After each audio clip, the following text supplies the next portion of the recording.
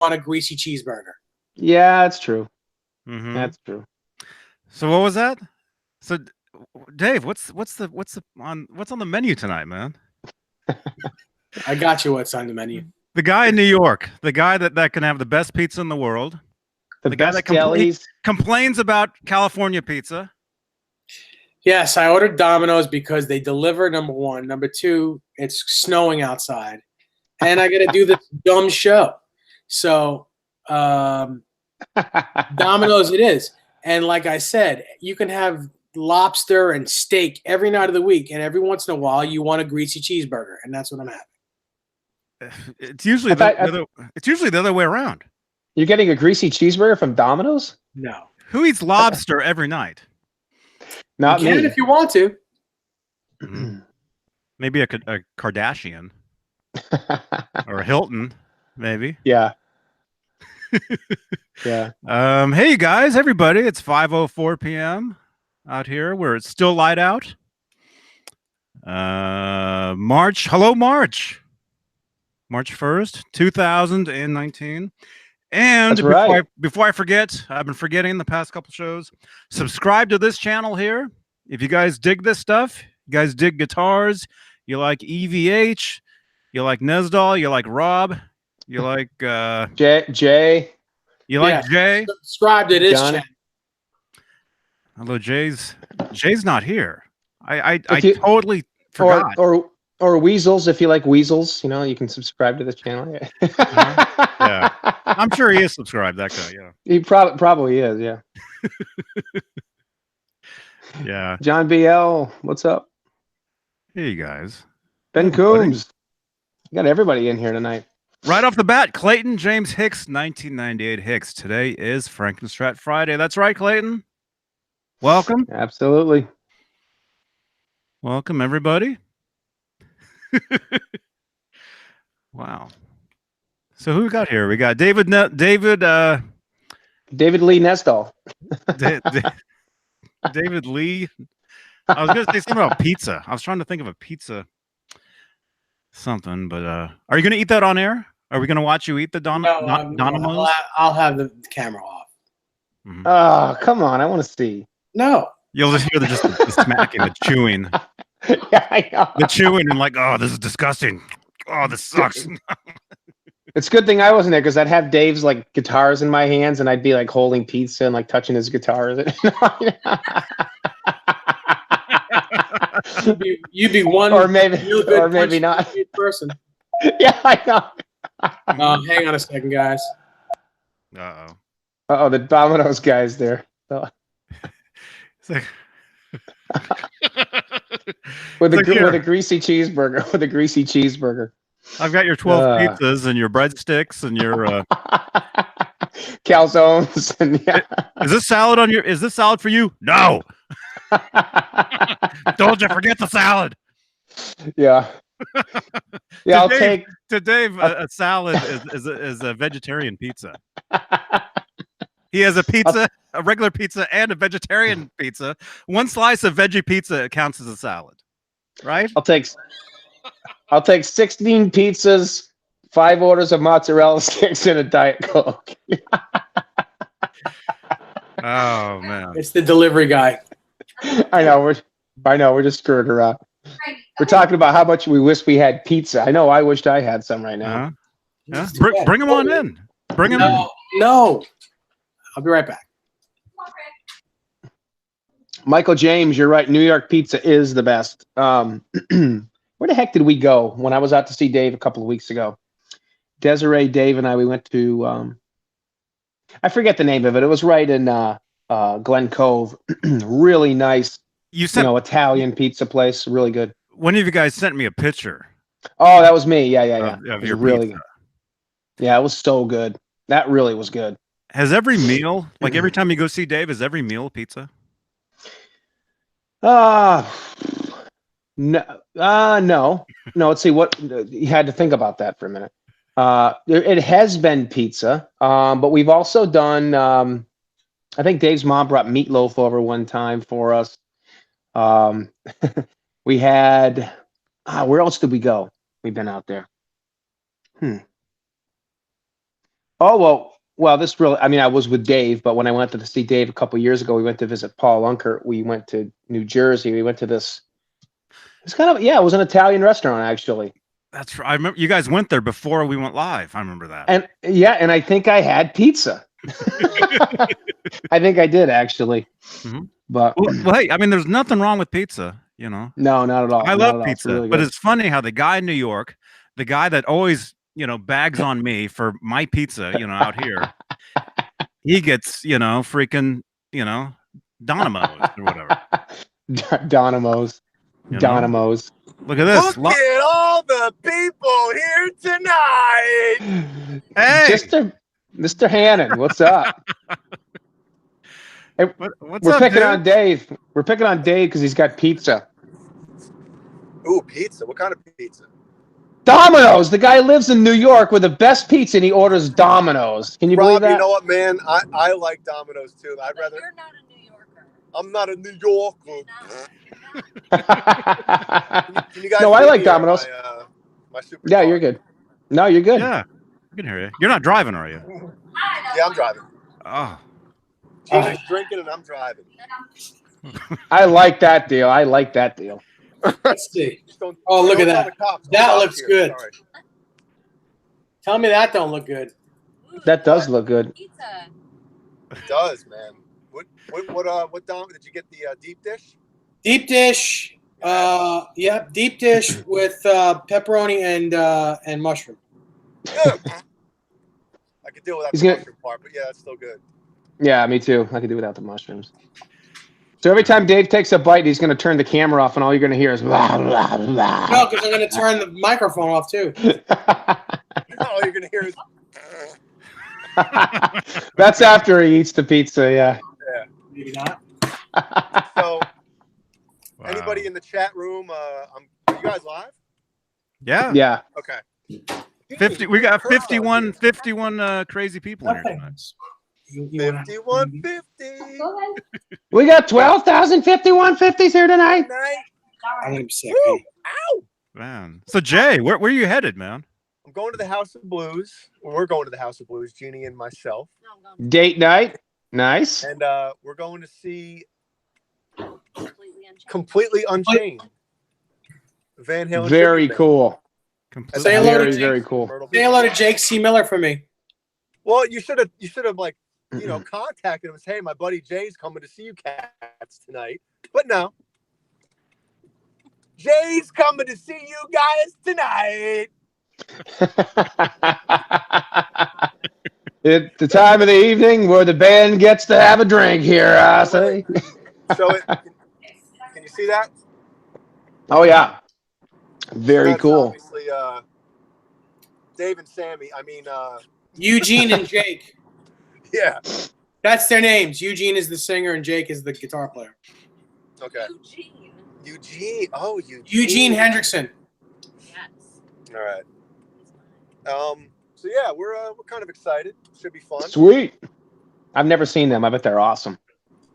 You know what? It seems like a lot more tribute bands are popping up.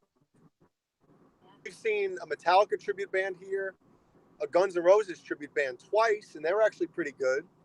Yeah. And then this is our first time seeing the Van Halen one. There's So a Santana one playing. The tonight, Santana- too, where? On the deck. on the what? On the deck. Is it a big deck The House of Blues deck. or a small deck Uh, or just an average sized deck? call the police. I've been kidnapped. Is it? Is Call Rob. Call I was call gonna- Rob. Jeannie's yeah. a kid. Yeah. Wow. Awesome. I was gonna say something, but I won't. Huh? Probably Mitch. Mitch is saying, ask Jay if it's in Myrtle Beach, the House of Blues. Yes. Yep. That's the one. Cool. Yeah, Mitch Harmon or Harmon says he was there before. I can't, Jeannie. I can't see. You're like, hey, can you? Never mind. She blinded me with science. You blinded me with science. Yeah. Oh, What are you Jay, guys by the way, talking about tonight? what are we talking about tonight, Johnny? We were going to talk about Dave's Pizza, but Dave has left the He's building. No, I haven't. Data. I'm listening to every dumb word you say. Uh-huh. Well, Oh, did you guys touch on the Joe Rogan podcast from yesterday yet? or Not no? yet. Are you getting to that? No, we Okay. just started. We were going to talk about that. Oh, it's 8:13. You guys are early. Your clock is slow. My clock is slow. Yeah. Yeah, we were right on time. Wow. Right See what on happens time. when I'm not on? Yeah, I know. Oh, so Jay, I got to tell you, I've been on a Dream Theater kick for the last week. Seriously. Well, Seriously? Rob, it's funny because You're not even I know, yeah, Jeannie's like, you're not even doing the speed limit. Well, it's a good thing that I'm, it could be worse. I could be doing 90 right now. But like, Really? You drive like a grandmother? when I'm on the phone, I try to keep it cool, He does. He's terrible.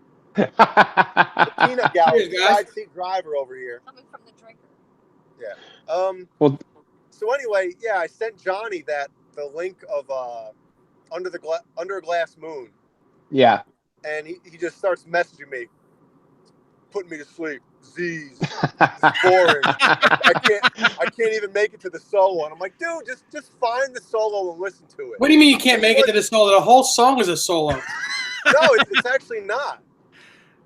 Wow. I'm going to have to listen again. I have no memory of the song. I remember listening to it. I remember messaging you, but is it in the Discord, John Beale? No, ding. No, it's not in the Discord. It's in the messaging app. Yeah, that's basically what you were saying it was. And I messaged Rob back, and I was like, dude, I sent that link to Johnny, and he was not impressed. And Rob was like, Yeah. What? Yeah, I was driving to my girlfriend's that night, cranking the Dream Theater, and I was texting Jay back and forth a little bit, and he's like, "Yeah, Johnny was not impressed." To say the least. I'll give it another chance. I'll listen to it again. Give it another whirl. Mm-hmm. Yeah, I mean, and if all else fails, just listen to like "Pull Me Under" or something really simple like that, because it's a very simple song, but it's a very Pull my finger. booming song. Pull my finger. Pull my finger, I'm not afraid. Pull my. Ah, man.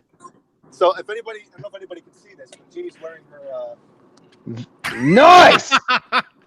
Jay, I thought those were your pants. I was gonna say, does it have like a big pouch where the bulge is because of you wearing them? No, she had to. I bought her a pair, and then her friend Jessica tried them on and stretched them out. So then those ones turned into mine, and I had to order Jeannie another pair because her friend stretched them out. So, so the ones that in my profile pictures, those are actually mine now. Even though they're small, they stretched out pretty good. Jessica did a number. Yeah, Jessica did a number on them. Mm-hmm. I remember that. Yeah, I remember we saw that. We saw that. Yeah. Oh, that was live on the Late Show. Man. Wow. How's that pizza doing? Real good. What pizza? This pizza. Dave's. Let's see that. Oh, uh-oh. Destroyed. There goes Rob. There's Rob.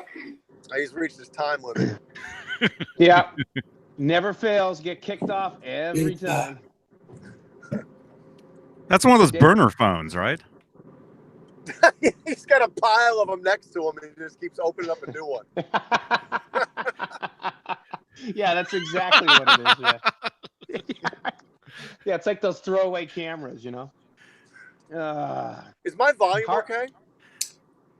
Better than Rob's. It's fun. Wow. That's so Oh, weird. come on. I got my headphones on today. I figured let's since I was see. on my iPhone, I'd be lower than everybody else. You're But. always 2 octaves louder. All right, Gene, I'm 2 octaves louder. You have a clue what you're talking about. Octave. Hardwood Steak says, Rob, what's up? What do you think about Aikido? I love Aikido. Aikido's a great art. I've trained in Aikido as well as a lot of other arts over the years. It's very, very good art. I thought that was a type of dog. What is the Aikido, right? What is it? What is it called? What's the noise that you make in Aikido? Like the I don't know anything. Hey-ya! Or is it like, Hey-ya! hey-ya! Hey, What is it? Hey, hey, hey. Hey? Yeah. They This guy say, doesn't know hey, where he's oh, going. hey, oh, hey. Are oh. there different screams for the different Yes. moves? Yeah, sometimes. Yeah. Mm-hmm.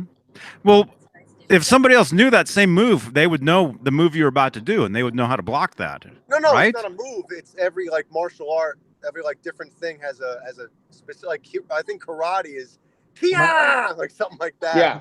Yeah. Or like if you're Van Damme, it's like, yeah, and you just keep it going, you know? Sounds like a Brazzers. Yeah. Yeah. Jean-Claude Goddamn. Yeah. Michael Collins says, "Con." God. Yeah.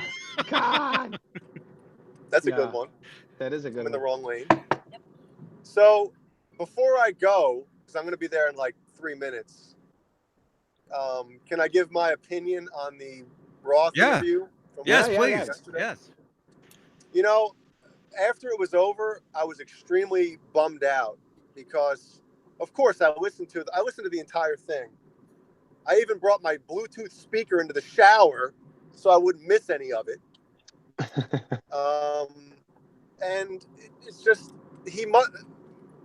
Joe Rogan must have been told before it started, hey, listen, we can touch on some Van Halen history, but as far as like asking what's coming up, are you guys going on tour, got some rumors, don't ask, because you know some of the interviews that Rogan does, like he asks some tough questions from time to time. Right. And I was pissed when it was over. I was like, man, you know, I don't know how anybody could be in a band with David Lee Roth. I really don't. Could you imagine listening to him for that long? Talk about anything? I mean, he's got to be, yeah, he just goes on and on and on and on about. Well, because he's like Milton Berle. You know, he's Yeah. all it is one big,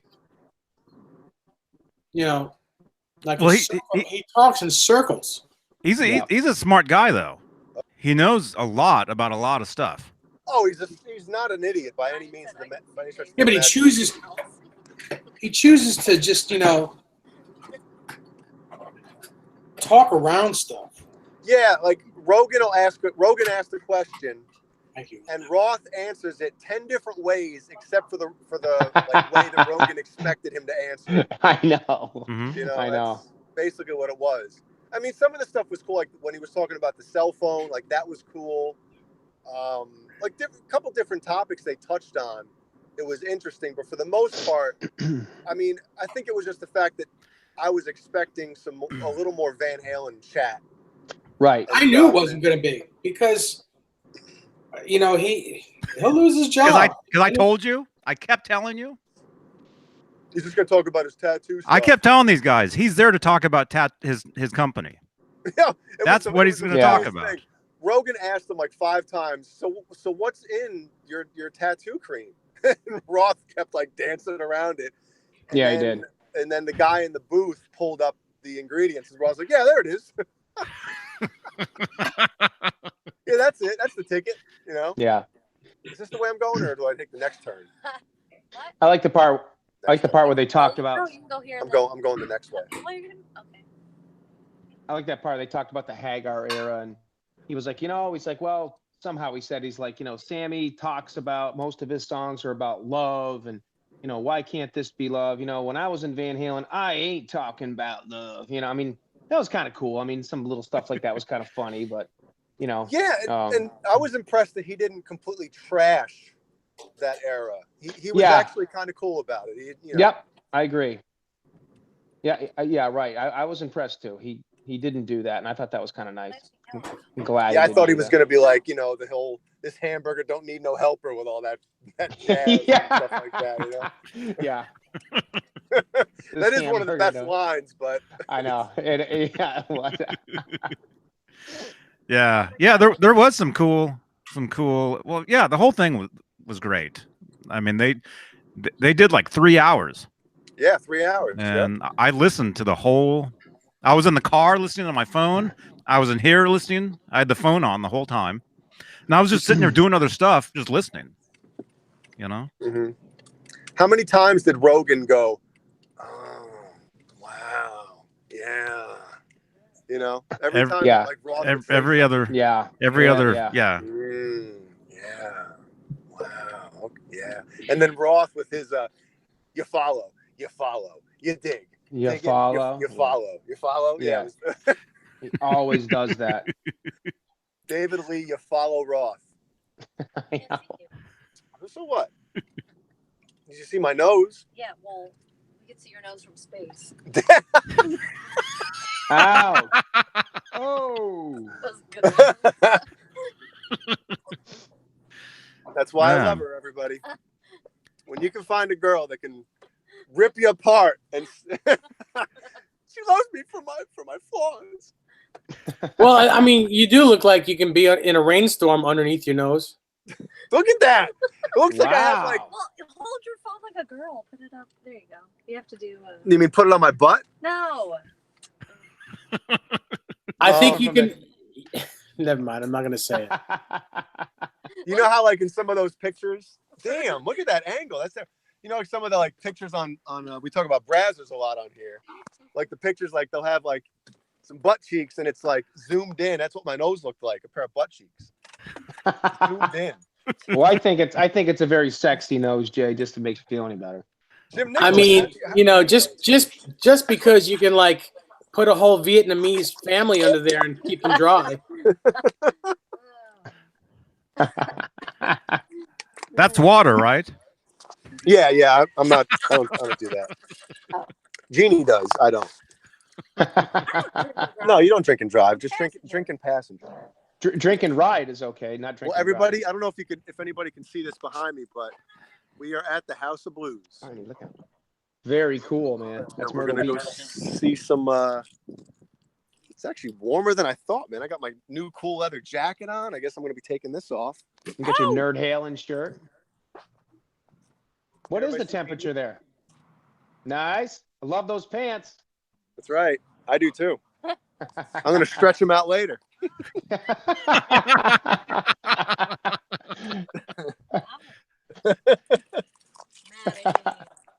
Man. Oh, man. Awesome. So I'll make sure I fill everybody in on how the show is, and I'll see if I can. Sometimes when you go into this place, the internet or the connection is really bad, but maybe I'll try to jump on their Wi-Fi and see if I can live stream for a minute. Yeah. You know? Yeah, that'd be cool. We'll have a good time, guys. Stop. So I was gonna do worse than that, but never mind. I'm gonna eat you. Cool. Well, yeah, have a great time, you guys. Yeah, have fun, guys. Thank you. Enjoy. Yeah, have a good time. If you get to see them and say hello, tell what Yeah, tell who? yeah. And he'll be like, who? Yeah. Oh yeah, we've been asking Dave to be on your show for a while, and he hasn't gotten back to us. Yeah, that's what it will be. You okay? Yeah. Yeah. Come on. That's Hardwood not true steaks. at all. Thank you very much. Thank you, Hardwood steaks. I appreciate that. Dave, text him and tell him your buddy from the show is on here, man. Is here. Let's see. Yeah. Let's see. Pull them in the apple. Yeah, tell him to Hey, let him Siri, in. You show 'em this? Well, I already have tickets, so. message Jake Miller. What do you Can want to see say? our, license My plate? buddy Jay from my this? podcast show is coming to see you tonight. I just ate pizza. Jake Miller sent my podcast. I was coming to see you The whole tonight. thing. Ready to send it? Yes. Okay, it's sent. Hey, Siri. Can you text? You don't have Jimmy Hannon's number, right? You want to give a social out too? Oh yeah, that's right. All right. Well, I will. I'll fill you guys in, and if I come flying back into the show, it's for good reason. My Awesome. nose. You gonna get out? There we go. There we go. Here, let me present. That was all. There you go. Oh God, no. You just wanted Oh, to be on here. thumbnail. Thumbnail. Is Caleb in the chat? Nah, I I don't see him. What a Yeah. boner. Mm. Oh well. All right. He'll see this. Have fun, guys. You better. Enjoy. We will. Okay. I'll Dave, if whatever his name responds, let me know. Jake C. Miller. Jake C. Miller. Okay. All right, guys. Everybody in the chat room. Talk to you later. See you Awesome. guys. Have fun, man. Say bye, Jeannie. Eh. Bye, Jeannie. Yeah. Bye. Beh. Beh. Man. Yeah. So where are they? They're They're a in nice couple. Myrtle Beach at the House of Blues to see Completely Unchained. Completely Unchained. That's a Van Halen tribute. No, Toto. Toto tribute. Mm-hmm. James Taylor. Mhm. Yeah, that sounds. I've heard those guys are amazing. I'd love to see them. I've seen some YouTube stuff. They seem really awesome. But yeah. Did you eat that whole pizza? No, I had 3 slices. They're small, very small. I'm kidding. I'm joking. I'm only saying that because I'm jealous because it looks so good, actually. There. Hey, Dave, what was You remember the slices we had when you were here? Yeah. They're about Yep. a quarter of the size of that. Well, I was trying to, when you were off camera for a little bit, picking up the pizza for the delivery guy there. What was the name of the place we went? Ramos. Ramos. Okay. Yeah. That was awesome. That was really, really good. Really good. Yeah, it's great pizza. Yeah, that sounds good. Sounds really good. So who we got in the chat here? Anybody got any questions or what? Nothing yet. I think we might have missed a few. Michael Collins, what about Van Hagar? Well, if you're talking about Van Halen tribute bands, Van Hagar is awesome. I mean, like I said, I've seen them numerous times. They're amazing. They just do an awesome job, and they do a few Roth tunes also. They do a couple of them, but I mean, they do some really awesome deep cuts from the Hagar, and that's what I like about them so much. And their guitarist William Kelly is a good friend of ours, and he's an amazing guitarist. Guy just rips. But Todd, his forte is really Pantera, though. Yeah, like, exactly. Listening to him play like Dimebag, I mean, he can play anything, but he's really got the Dimebag thing more than the Van Halen thing. But he's great at that too. Yeah, it's funny. You watch him play Eddie stuff, and he just freaking nails it. But like Dave said, I've seen him a few times also rip that heavy stuff, and he's just got that dialed in too, man. Big time. Big time. Awesome. Yeah. We watch. They go live on Facebook a lot of times. Van Hagar. Yeah. And we watch them. I saw you there. You were at one of their shows. Both of you guys. Were at one of their shows one time. Yep. I remember that. And Jim Nicholas. Hey now. He says he has a friend in Chico, which is out here in California, who's seen Hot for Teacher a few times. That's the local Van Halen tribute to the Bay Area. But they also play Saturday nights at the Hilton at NAMM a lot of times. And then we had there's Caleb. Hey Caleb. Come on. Hey man, Jay's wearing the Nerd Halen shirt to a Van Halen tribute show tonight.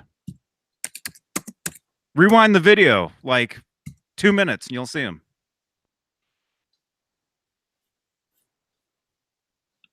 Someone said Bozique, yes. Can you take Seagal in a fight? Who, you? Yeah. Have you guys ever seen the Atomic Punks? I've never seen them other than just on I've seen them on YouTube. I hear they're really awesome too, but I've never seen them. Mm-hmm. I was just watching Bart Walsh. Yeah. He was live on Facebook like right before we went live here, and I was watching him, and he was playing. Yeah. He was playing, telling some stories about when he was on tour with Roth and all that. Oh, that's right, because Michael Anthony actually played with them a couple times too with Atomic Punks. He jumped in with them. I forget where. I've seen it, but what's up, Caleb? He's probably played with them. He's played with Hot for Teacher. Yeah. Michael Anthony played with them when was it when the Hard Rock in San Francisco was when it opened, or when they moved locations, when they moved to the pier, I think like Pier 39 or whatever. Yeah. Michael donated a bass, and Michael was there, and Hot for Teacher, the tribute, played. Yep. And this was back in like 2000. Oh man, 3, something like that. As far as big time tribute bands, I think as far as location wise where I am, I think even though I live in Massachusetts, 3.5 hours away, I think Van Hagar is probably the closest tribute band for me. And that's why I've been able to see him a few times out towards Dave's neck of the woods. And also when they come out here too, they've traveled out here to Springfield, Mass, which is in Holyoke, which is like 45 minutes from my house.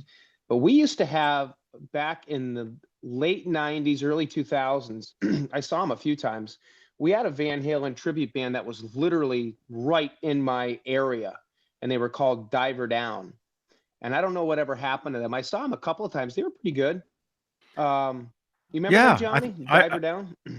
I remember. Man, I don't remember who was in the band, but I remember seeing them a couple of times. But they were really good. They were pretty good. I think there was a website back in the late 90s, early 2000s that focused on all. It was all different tribute bands. It wasn't just Van Halen, but it was like every tribute band there was at the time. Right. Boner Jams. Thank you very much, man. It's a bird. It's a plane. No, it's Boner Jams. Great show. Yeah. Thank you, Boner. But yeah, it was what was it called? Does anybody remember? It was all tribute bands, and you would see a list of like every tribute band like there was that was registered with the site or whatever. And I remember, I think there was a Van Halen one called Diver Down. Yep. And they were a Western Mass band. Yep. And actually there is a Van Halen tribute that's actually playing, I think tomorrow night, I think in Walnut Creek. Actually, they're called Ann Halen. And Ann Halen. They're a female-fronted Van Halen tribute. Lead singer is named Ann. Yeah, and I've never seen them play live. I've seen them on Facebook. I actually met her in the parking lot at one of the last Van Halen shows out here. I want to say it was in was it Mountain View? Mountain View, maybe Concord. Mountain View. Yeah, it was Mountain View. When I saw Van Halen in Mountain View in 2015, Ann from Ann Halen, shout out. I don't know if you guys watched this, but hey, I remember meeting her in the parking lot. They were parked right next to me. Yep, that's cool. Yeah, of course, out in California, you guys got a lot of tribute bands out your way. They must be loaded. Yeah, we got the real thing and the tribute. Yeah, you got everything. I know. It's bad when the tributes are better than the real thing, and I've seen that before too. Well, what's bad is when the tributes play and the real one doesn't. Yeah, that too. Well, Dave, do you want to just, not to change gears, but I'm going to just start it, and I'm going to let Dave finish it, because this is something that we started doing this, and then Dave found kind of an interesting method to make it even better. And I'll let Dave explain it. But over the course of when Dave and I were together a couple of weeks ago, we were on the phone with Jerry Leica. And we didn't realize this, but the Frankenstrat, it's been on Facebook, so some of you guys probably know, but a lot of you guys watching maybe don't. The Frankenstrat at a few different times did have original whale tail bridges on them. In the Us Festival, it had a whale tail on it, but right now it does not have a whale tail Floyd Rose on it. What it has is a regular Floyd Rose, but we didn't realize this, but it has right now, the Frankenstrat, the original Frankie, has a regular Floyd Rose on it, or a regular German-made Floyd from the 80s, but it has a whale tail bridge on it. And whale tail arm. Excuse me, I'm sorry. Whale tail whammy bar. And I'm going to let Dave take it from here, because this is something that we've been modding on some of our guitars. And actually, we did talk about it, Johnny, the other day when you and I were on, but I'm going to let Dave talk about it, because he came up with a way that even makes it work better. Yeah, so the assembly that holds the arm into the bridge is a screw. I'm sorry, it's a nut and some washers and a locking nut underneath. Instead of the collar that you would normally see on a Floyd Rose, this is the type of collar you would see on a whale tail or anything, you know, a non-fine tuning Floyd, one of the prototypes. And right now, this type of mechanism is on the original Frankenstein, on a newer Floyd like this one. This is probably a late '80s to early '90s Floyd that I upgraded. But I took the collar off and put this type of collar on, and it's great. It's really great. And people have been doing this. Like Jerry showed us this mechanism, and who else was it? Well, people did. Scott was talking about it. Scott Smith. Right, was talking about it a little Scott bit. Smith and Jerry Like was talking about it, but their arm was really because the hole in the plate is a lot bigger than the stem of the arm. The arm would move back and forth. So what I did was I thought, well, what can I do to stop it from doing that? So I put Teflon tape between this nylon washer, and there's another nylon washer underneath. And I wound up the Teflon tape until it was as big as the hole that the arm is going in. So now it won't move other than this way. It won't move side by side in the hole, or very little. It moves very little now. Yeah, very, very little. Moves. But if you don't have that tape, it really moves. It's like it's unbearable. Yeah. So this is like how a regular loose collar would move.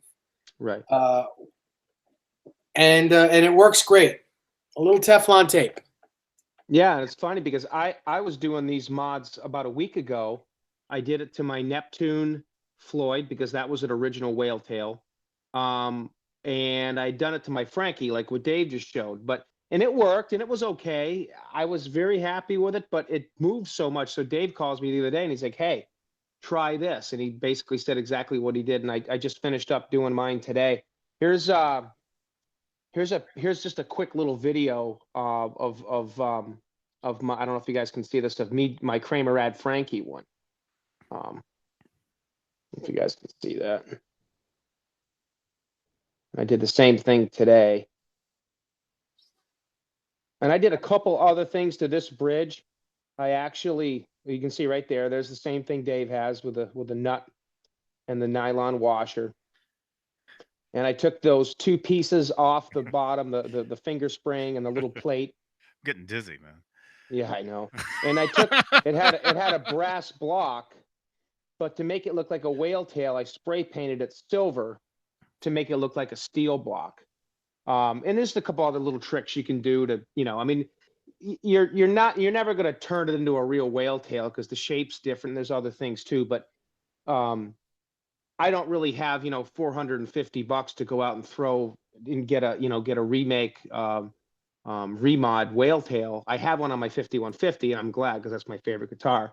But I was thinking a few weeks ago, I was like, you can kind of take a regular Floyd and kind of whale tail it out a little bit. And what I normally will do is I'll do that mod to the bar, and the whale tail bars are actually straighter than the regular Floyd Roses. So what I'll do is I'll take the bar, put it in a vise, straighten it out a little bit so it's not quite so bent, and then do the mod that Dave was talking about.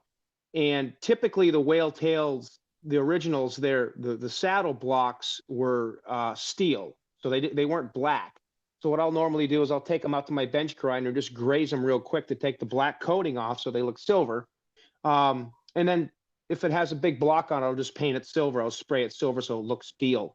And those are some little things you can do. The fine tuners, if you take some sandpaper to them, sand the black off, they turn to gold. They look brass. Just some little things you can do. Kind of fun. You're never going to make it a real whale tail, but and the two plates that you have to take the bridge apart. You have to take the saddles off, take the block off. But underneath the block and the actual plate of the Floyd are those little finger screws that stick up and hold the saddle screws in the back. And under that's another plate. Well, if you talk to Adam Reaver or some of the Floyd Rose futon experts and stuff like that, they'll say those two pieces are the most useless pieces of Floyd. In a lot of cases, they're actually tone robbers.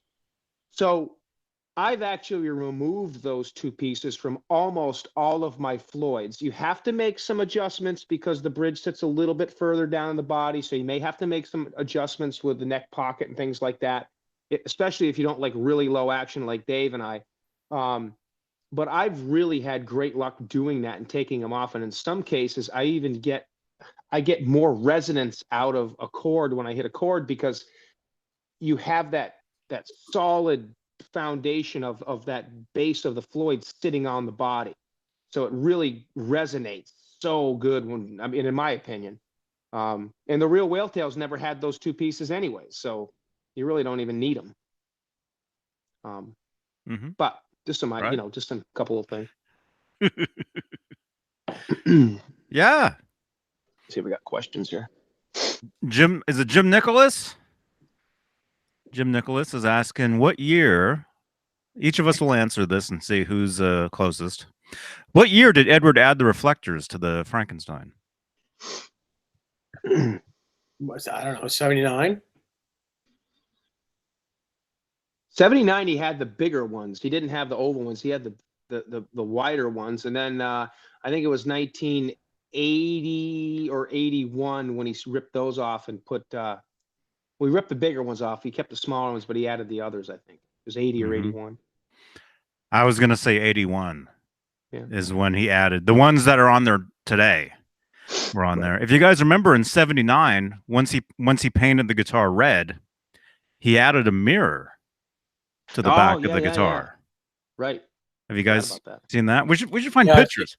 I've seen that. I might even have that. I have that picture. Yeah, I've seen the picture, but I don't think I have it. I don't think I have it. Let me see. John, well, these guys are looking for that. Sean Zimmerman. Yeah. Adam did do a video of that, and he called those two pieces tone robbers. And really, when you think about it, those two pieces that are between the Floyd Rose block and the between the steel block or brass block, whatever it is, and the base plate of the Floyd, those two pieces, they're actually like an aluminum kind of cheap metal piece. So they really don't do anything, and I think that's why he calls them tone robbers. And I'll tell you, like I said before, I've stripped them off most of my Floyds, and it's like night and day. Plus, you get a lower action, and the base of that Floyd now is the part that's sitting on the wood of the body. If you have your Floyd set up like Eddie's, if it's floating, it really doesn't matter. You can leave them on.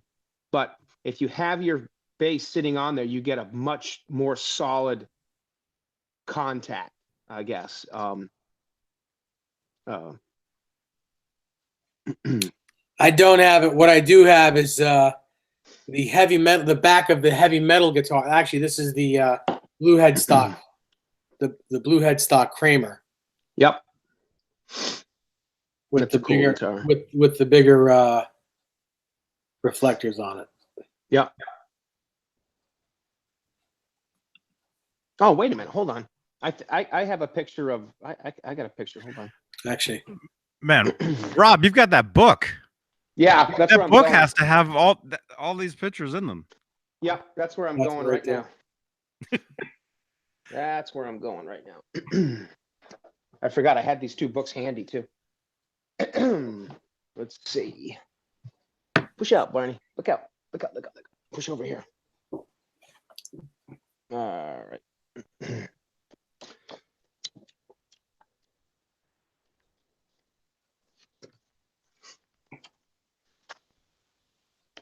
Okay. I don't think the mirror is here, but here's the back of the Frankenstrat in '79, and you can see the bigger reflectors. Now, see these three small red ones, the 1, 2, 3. Those are still on there today, but he had that big. He had that big orange one there. But wasn't there another one on there too, Dave? I thought. Oh, there's one down there too, I think. Yeah, I had that big orange one. That one came off. But as far as the mirror is concerned, wonder if it's in this book. It would have been in, like Johnny said, 79 era.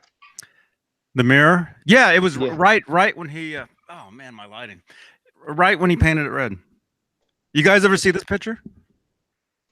You guys have seen maybe one or two of these. You guys probably haven't seen this one.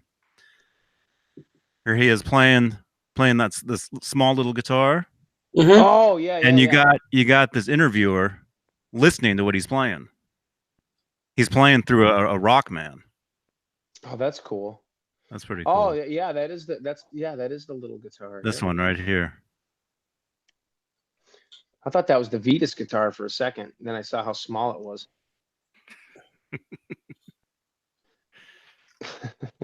What did what's his name call that guitar? Beane. All right, come on.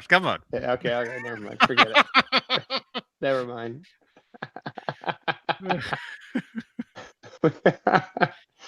Oh my goodness gracious. Okay, hold on.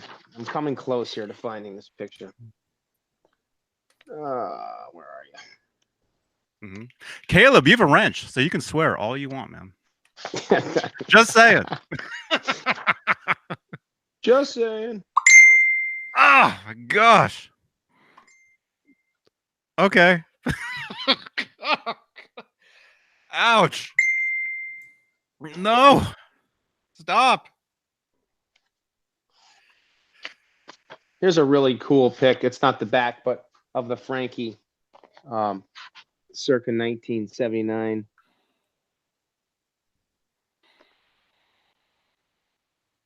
It's kind of big picture, but you can see he had no pickguard on there, but he's got all the pickguard screws in the body. It's kind of interesting. I thought I had a picture of the back of this thing. Well, I know I do. I just don't know where. Do we know? It's probably on one of your walls. Yeah, it's on my phone somewhere too. Here's a question for you guys. Do we know approximately what leg of the tour Eddie played the Bumblebee during the 79 era? Was it the beginning era or the second leg of that tour? Or throughout? 79? Yeah, when he or do you mean I thought the whole thing. Thought he got it before the tour, no?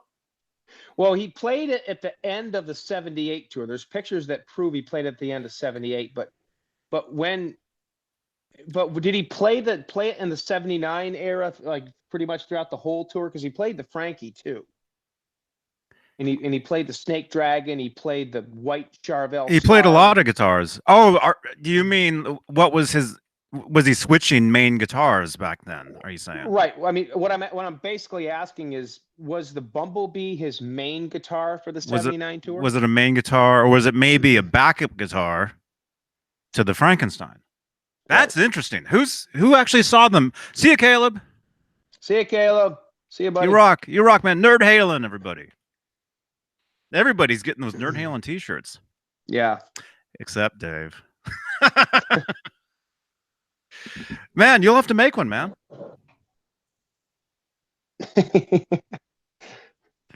I'll get one.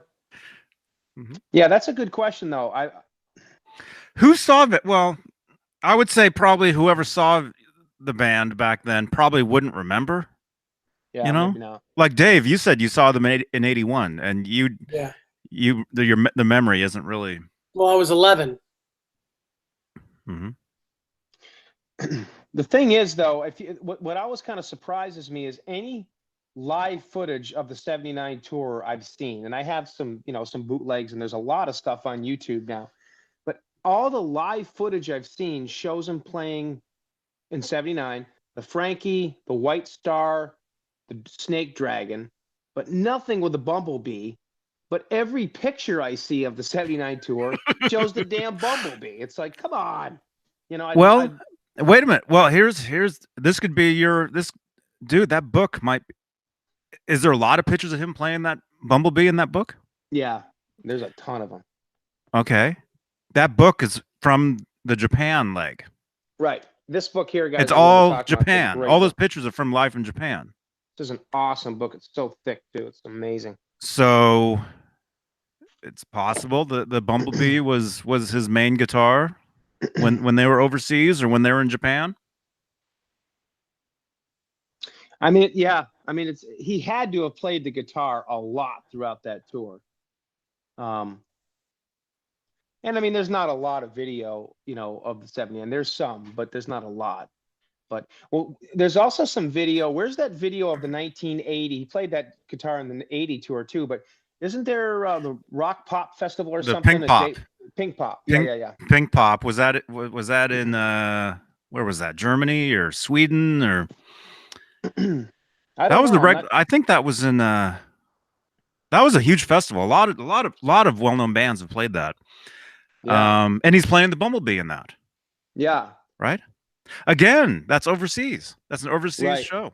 So it's man, my lighting is getting worse and worse. Yeah, I mean that Bumblebee guitar was definitely one of his favorites. He said he loved how it looked, but he never really was happy with how it sounded. That's what he always said. He said he hassled with the guitar forever. He was always swapping pickups out on it and making different changes. I think he loved how it looked, but he never could probably get the sound he wanted out of it, you know? Jim Nicholas has a question for you, Ron. He says, did he have a tone pot in the back of the Bumblebee? He did. He absolutely did. And there's a picture in this book right here. And as a matter of fact, from what I understand, that tone pop in the back of the Bumblebee, it was hooked up and it was active, but it was not. That camera angle, man. Yeah, I know. Yeah, you can see it. Barney, get out of here. Come on. You can see right here. You can see in the back of the. There it is. You can see in the back of the cavity, the tone pot is in there. And the reason he left it in there, he had it turned all the way up. And I believe he was using it as like a treble bleed is why he had it in there. But it never, I mean, it's hard to say. I mean, maybe. But Dave's, my guitar that Dave now has that exact same thing. And that's because it's like Eddie's. What do you think, Dave? What do you think he was using? Well, you wouldn't use a tone pot for a treble bleed. It's a resistor and a capacitor that does that. And it's hooked up to a volume pot. Okay. You know, I mean, it could be something just as simple as when they wired it, they just wired it with a tone and said, oh, Eddie, you don't want a tone in this thing? No, I don't use a tone knob. Don't drill that hole. And they just, okay, we'll just stick it in the back. I mean, it could have been something as simple as that. That might be it. You know, it's very possible. Although Charvel they only had one volume knob mostly in their guitars back then. Yep. Interesting. But yeah, I mean, as far as we know, that guitar, I mean, even to this day, I mean, obviously it's with Dimebag, but to this day still has that tone knob hooked up, you know? It was like that right up until the day Eddie, put it with Dimebag. Well, here's another idea. Why don't we dig up the grave? Man. Have another slice of pizza, Dave. Eat another whole pizza by yourself. Oh, no, what I was going to say was you were saying that Eddie said he didn't like the sound of the guitar. Was that it? He liked the way it looked, wasn't satisfied with the tone. Right. Maybe eventually he put the tone pot in there and liked the way it sounded and just left it. Maybe that's maybe. You never know. I mean, it could be. I mean, everybody's got to remember too, you know, back in those days, he was not really endorsing any company back then. I mean, he had, you know, companies like Yamaha throwing that blue guitar at him, but he had the red tape on. He had the other guitar that we're going to talk love that about guitar. sometime. I love that guitar. I dig it. He had all kinds of companies trying to get him to endorse him. He had Charvel, he had, you know, all these different companies, and Eddie he was kind of tinkering around. I mean, he loved his Frankenstrat. So, I mean, he was always searching for that. He still is today, but searching for that perfect tone. So that's very possible, Johnny. He could have just said, "Oh, let's try it with a tone knob and see what, who knows." Because that, believe it or not, you guys, actually in the chat, how many of you play the guitar and how many of you actually use the tone knob? Well, for me, it depends on the guitar I'm using. If I'm using a Les Paul, then I do use the tone knobs. If I'm using a Telecaster, I absolutely use a tone knob. Yeah. When I'm using an Eddie Van Halen guitar, I'm just going balls to the walls, basically. So You're I looking don't for really a tone need- knob. Right. Yeah. Yeah. This guitar right here, you know what that says on it? Yeah. It's a tone knob. That's right. Well, what's that? That'd be thing, funny if that just was a tone knob. If let's say there's no volume knob, it just turns the tone on and off, but the guitar's volume is always on. Yeah.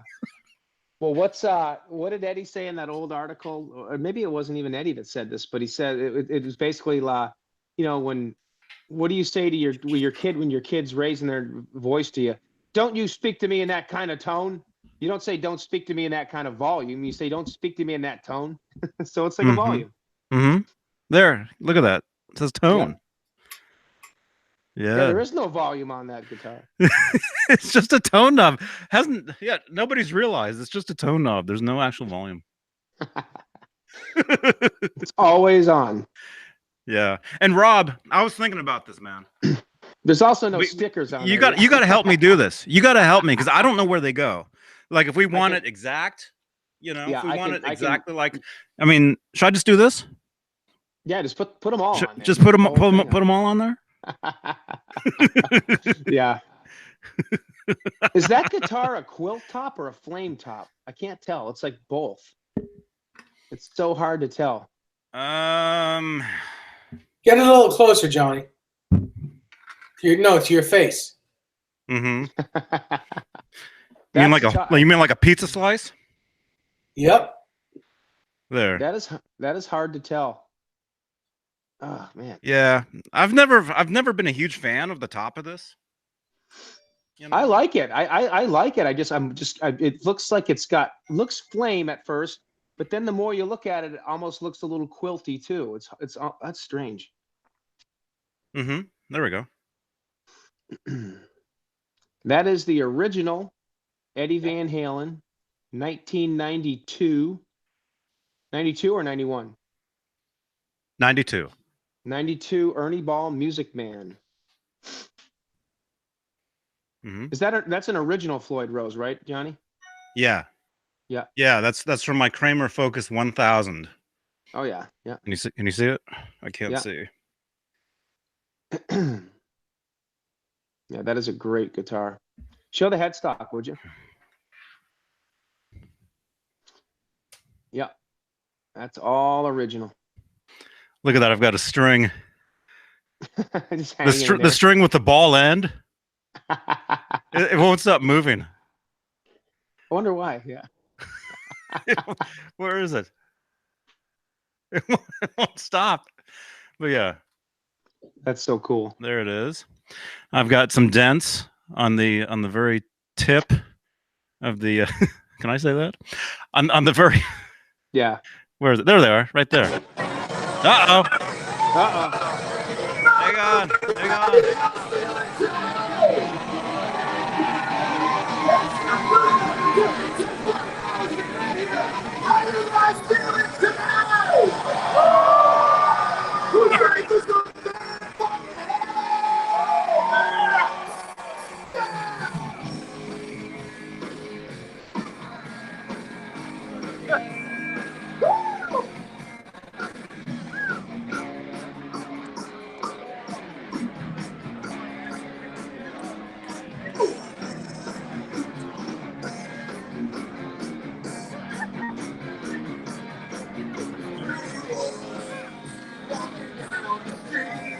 How are you going to open with Pretty Woman? Are you kidding me? Wow. What about Intruder? No Intruder? That place is packed.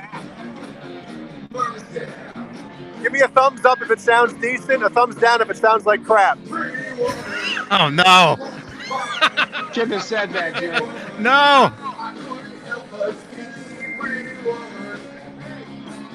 They sound good.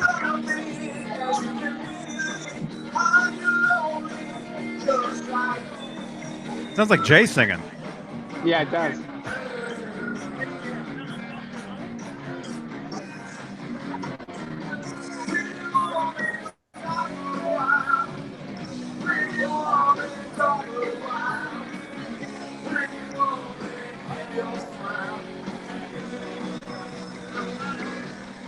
That is interesting though. Opening with Pretty Woman.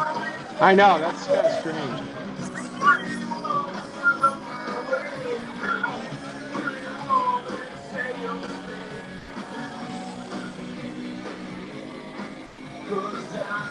Need you.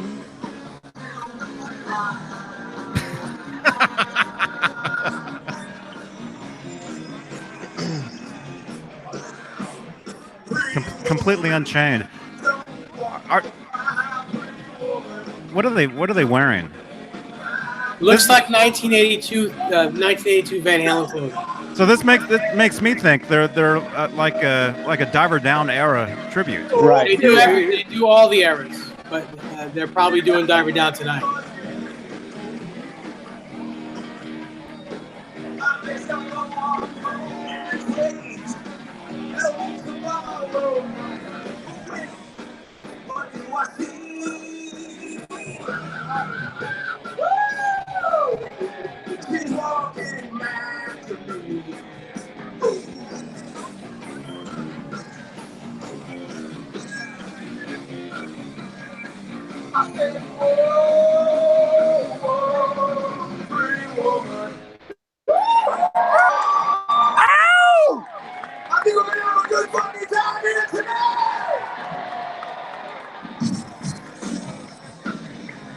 Oh God.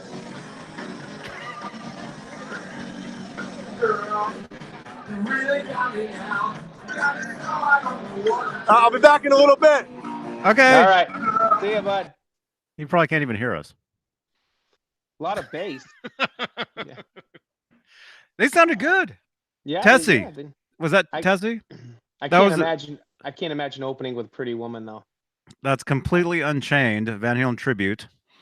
Right now in Myrtle Beach, South Carolina. Hey! is it? At the House of Blues. What's There's Howie. What is that? He's wearing his Howie, diaper. He's wearing his diaper. His Speedo. His Speedo. There he is. Speedo. Barney, stop. Yeah, they sounded great. Opening with Pretty Woman is, I don't know. How many? That's kind of a that's not your normal. That's not your normal song to open with. You know. No, I mean it was a single, so it was one everybody would know. I mean, definitely, probably at that place, everybody knew it, of course. Yeah. You know, but yeah, I would think they would have opened with "You Really Got Me" and then gone into "Pretty Woman." Yeah. That's yeah. what I would have thought. I would just alleviate Pretty Woman from the whole set list completely, but that's just me. But... Oh man, that's one of my favorite songs. I don't dislike this. I like the song. I like it, but it's one of the greatest. you know. It's one of the greatest guitar riffs in rock and roll. Oh, for sure. And I'm talking Roy Orbison. Right. Oh yeah, I agree. It's one of with the that. greatest, most memorable riffs. You know. Well, and you know, and when you hear Van Halen on the radio, that is definitely one of the normal. Well, from the Roth era, that is definitely one of the higher played songs. You know, I mean, Jump, Panama, Hot for Teacher, those always get played, but Ain't Talking About Love, Jamie's Crying, you get those. See, now if I was them, I would have opened with "Where Have All the Good Times Gone." I agree with you, Dave, because I love that song. I've always loved that song. I've always thought that was a great song. Yep.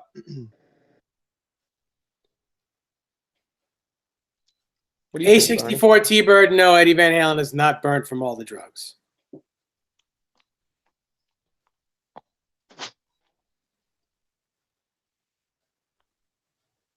Blackie's got a question for you guys, Dave. What's that Ernie Ball EVH worth now? You know, they can be anywhere between $2,000 and I don't know, $3,500 or even more. If it's green and it's got an amazing quilt top, I mean, there was a guy on eBay asking $25,000 for it. There, you know, depending on the color is how much it's worth. Yeah. Yep. They're not cheap. They're definitely, you know, they're definitely not cheapo guitars. No, not cheap. David Lee Roth said Eddie Van Halen manipulated Tate to come up with his solos. Huh? So does everybody. Yeah. It's called comping. Brian Davies, what did you think of Roth's interview? It was all right. I mean, I can only take, this is just my opinion. I watched about 2 hours of it. Oh, thanks, Showman. He is a cute, yeah, he's an adorable little guy. I watched a couple hours of it, and I do find Roth very entertaining. Don't get me wrong. I can only take doses of him though. He's all over the place, and that's his stick. That's his, you know, Bob the best piece of the Bob. I mean, that's Roth. We all know that. But I personally, me, after a while of it, I just kind of get like, oh, you know, shh. I have to turn it off. You know, it's like I just can't take a lot of that. You know, just he's all over the place. You know. Mm-hmm. But, Jim Nicholas asks if he just watched the 82 Largo show. Were they in standard tuning for those tours? It depended on the show. It depended on how strong Roth's voice was. They did, and back then, what would happen was Eddie wouldn't do any particular tuning, but as long as his guitar was in tune with itself, everyone else tuned up to him. Yeah. So whether it was in standard tuning, E flat, or in between, or anywhere in there, he would tune his guitar up to what he thought was in tune, and then Mike Anthony would tune his bass up to that. Yeah. John Parsons. That's why a lot of times when you try to play along with Van Halen, it's not quite in standard and not quite in E flat either. Right. Yep. I can't tell you how many times I've, you know, doesn't matter. It's not just as simple as, okay, the Hagar era is standard and the Roth era is not, you know, is a half step down. Sometimes was I just playing the other day, Dave? I was playing some stuff off 1984 and it was tuned standard. I forget which ones they were. Yeah, Panama's in standard, I believe. It's not in E flat. I think Hang 'em High is actually in standard, I think. I was playing along with that a little bit the other day too, and I'm like, huh? But I mean, as a general rule of thumb, this is a very, very general rule of thumb, and as Dave said, it like exactly that. However, Eddie's guitar was tuned, but as a general rule of thumb, the Roth era was tuned down half a step. The Hagar era was standard, and then in '95, the Balance record was tuned standard. But it was the first year they tuned down live, and I know that for a fact because I play along to all the bootlegs and stuff. Well, even '93, I thought they were tuned down in '93. Not live, they weren't. They were still tuned, and I know that because I was just listening to '93 shows the other day. '95 was the first live tour where they tuned down.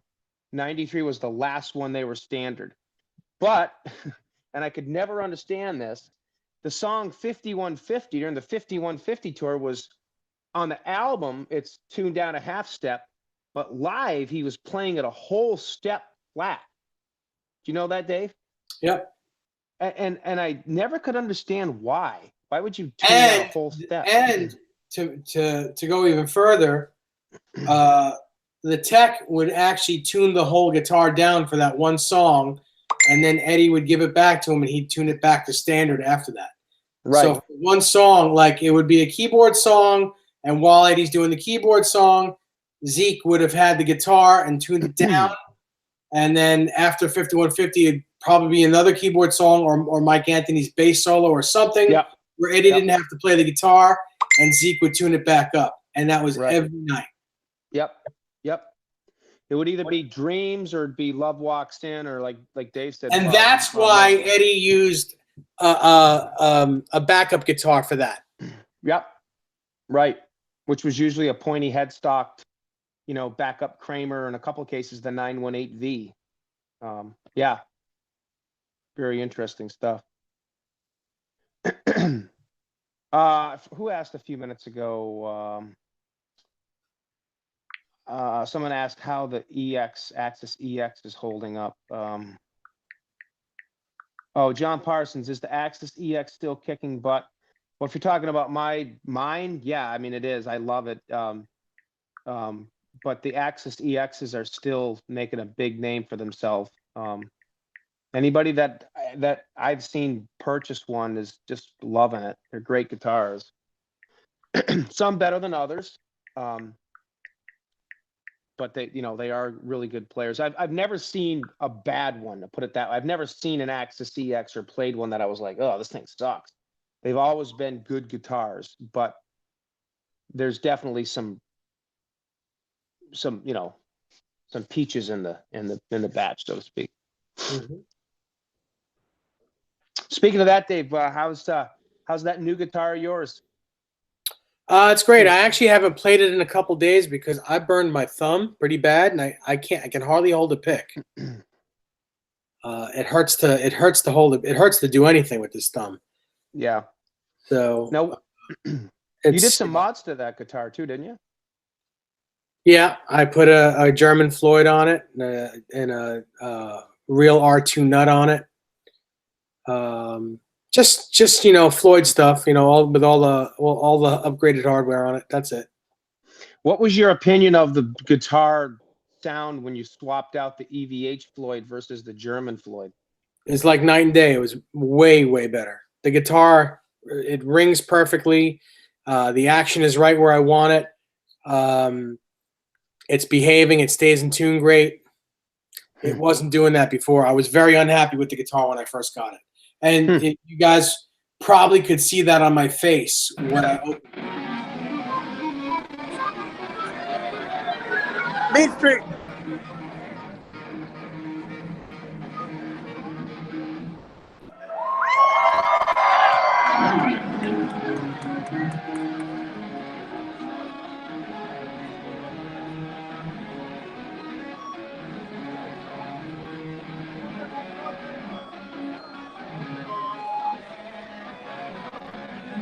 Want me to go up on there and play it for him? Yeah. Jay, you play it. You crazy motherfuckers ready to go to Main Street tonight?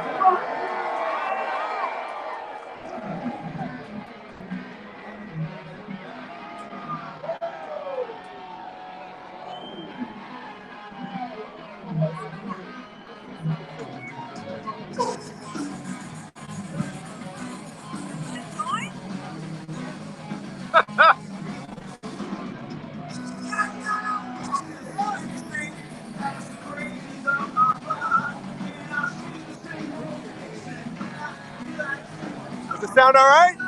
Yeah, it actually sounds good. I'm impressed with it. It sounds very good.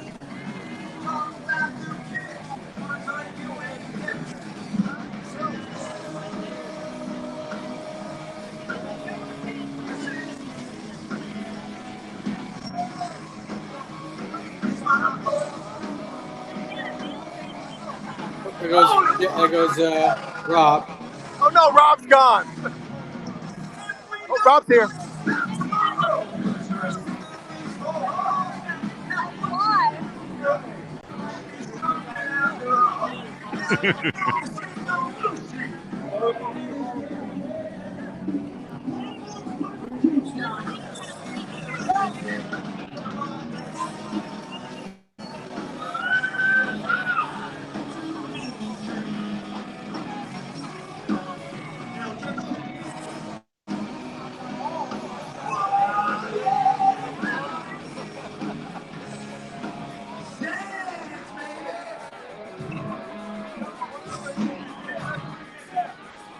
the guitar was a little louder.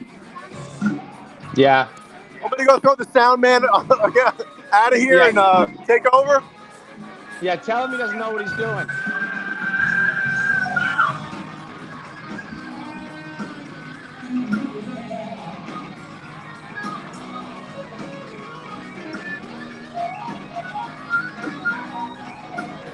Dude, they're actually good, man.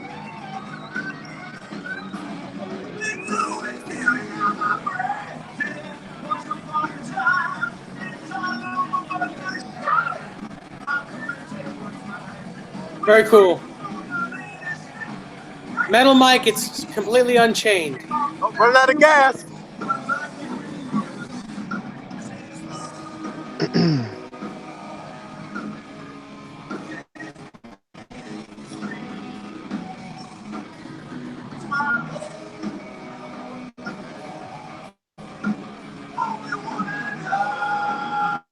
Ben Coombs, it's a guitar he made himself. In this desperate part of town. This band is from Long Island, New York.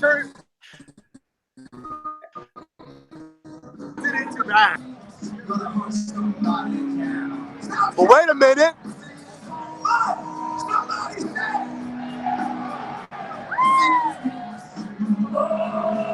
Strike that bull, boys! Yeah! I wish I could zoom in. Yeah, I know. I was gonna say, but yeah, you can't.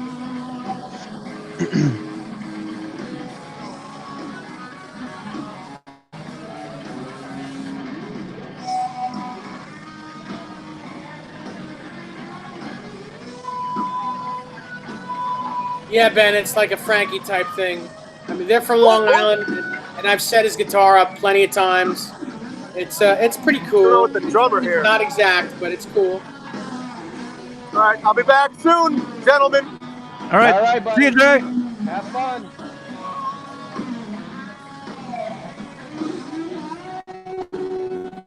Yeah, they sound good. That Yeah, I mean, they that really does sound like them. I mean, Yeah. it sounds more like the record. They Right. sound a lot more like the records than Van Halen actually did live back then. Right. Right. I mean, which is great. Yeah.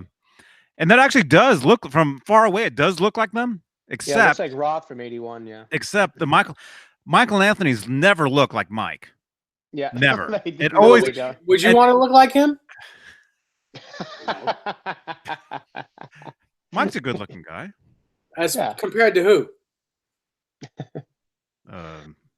Yeah, it's funny you said that though, Johnny. It's like obviously everybody tries to nail Edward. Everybody tries to nail Roth. I mean, Van Hagar. I mean, Mike, he looks, he puts the Sammy wig and the glasses. He looks great. But even in Van Hagar, the Michael Anthony dude doesn't look anything like Michael Yeah, Anthony. well, I love Bill. I love Bill. He's a sweetheart, but he certainly doesn't look like Eddie Van Halen. No, absolutely not. Yeah, you're right. There's nothing he could do to look like Eddie Van Halen. Right. I mean, yeah, every is it every? Yeah, every Van Halen tribute never looks like that guy. No, they don't. Never. But the funny thing, I've said this before too. The funny thing is every Michael Anthony and every Van Halen tribute looks like the same guy, but not Mike. But they always look like the same dude. They do. Yeah, they do. They all look. Yeah, It's always they all the look- guy's always too tall. He's always too tall. He's wearing a Jack Daniels shirt. Yeah, I You know? Literally, except for the guy in Hot for Teacher out here. His name is Brooks Lundy, and he doesn't look anything like Mike. He actually plays Sting in a Police tribute called Stung. So I know him from that, and then I know him from the Van Halen tribute. But huh? Yeah, I think I am taller than Michael Anthony. Yeah, actually, Yeah. you are. You absolutely are. You I were know there. that. You I were was there, right? Yeah. Michael Anthony is like a lot shorter than me. I was like, wow, he's a tiny little dude. He's an Oompa Loompa. Yeah.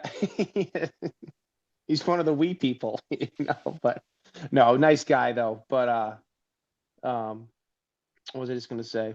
No, it's so funny though, because all the Michael Anthonys, they don't look like Michael Anthony. They look like the same guy. But they all look like the same guy. They do. That's why Michael Anthony, when he plays with the Atomic Punks, every once in a while, he's like, I got to go play with these guys. I got to show them what Michael Anthony looks like. Oh, gosh. That's right, Ben. Yeah, Mike is short. Johnny was standing on a box. I was standing on the box that Mike was standing on. Right. For everybody when he takes pictures of everybody else. But I'm so small, I had to stand on the box next to Mike, so I could be taller. Yeah.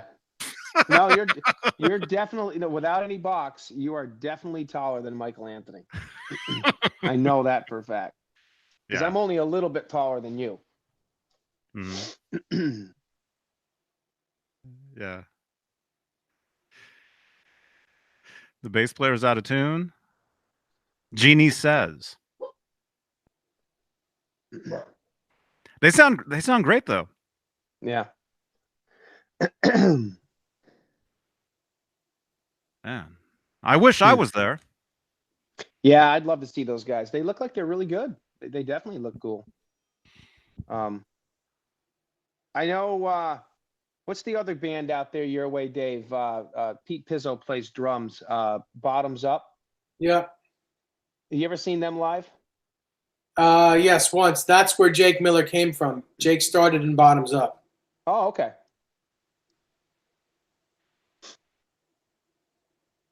Now I believe Pete Testa is the guitar player in Bottoms Up. Okay.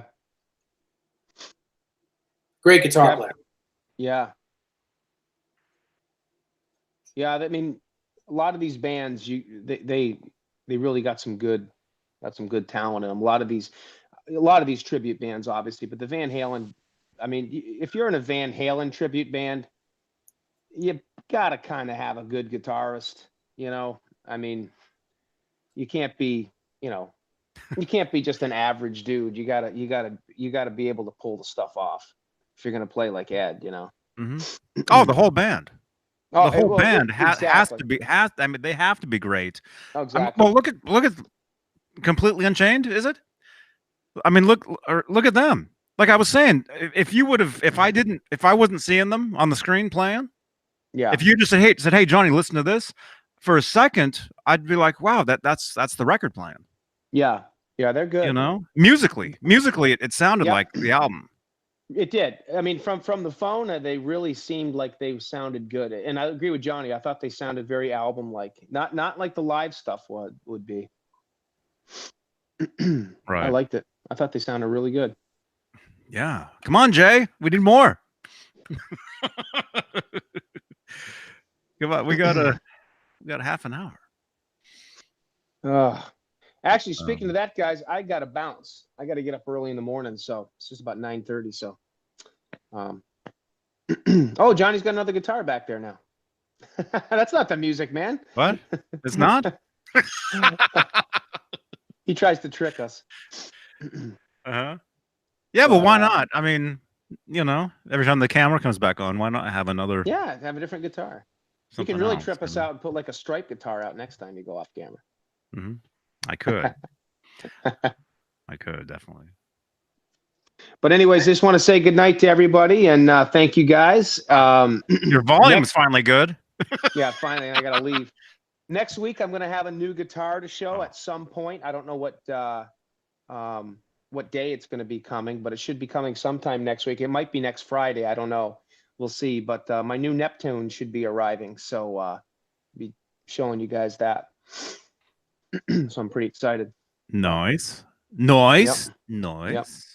You too, Ben, Blackie. See you guys, Todd, everybody. Yeah, awesome. See you guys, and I will catch you guys next week for sure.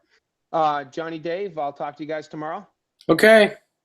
All right, guys. Have a good night. You as well. Bye. See ya. I'll be getting Rob's text at 4 a.m. Yep. Johnny, can we go live? No. And then, 10 minutes later, Johnny. 10 minutes after that, Johnny. Oh, did you see that? Jay was just here and left. Mm-hmm. That was weird. There he is.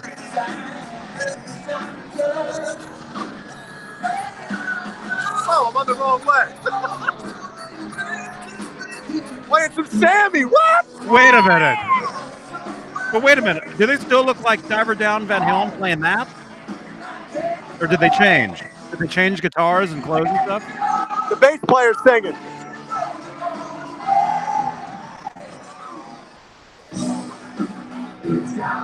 I don't know. See, to me, that's now my stomach's starting to hurt.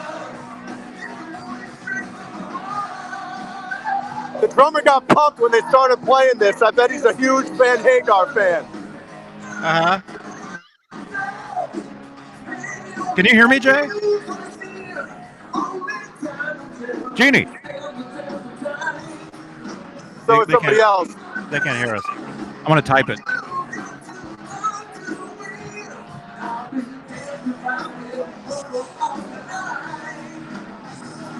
Hey!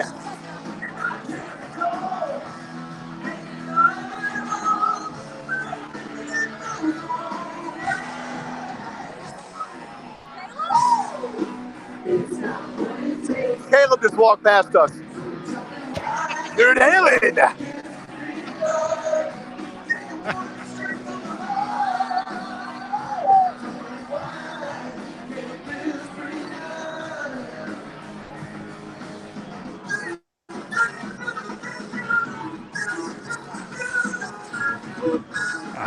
I can't spell.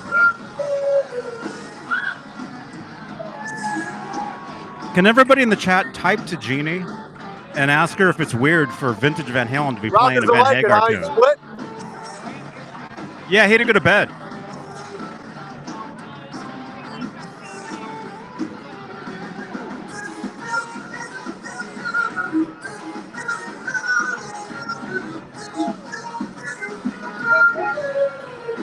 Rick.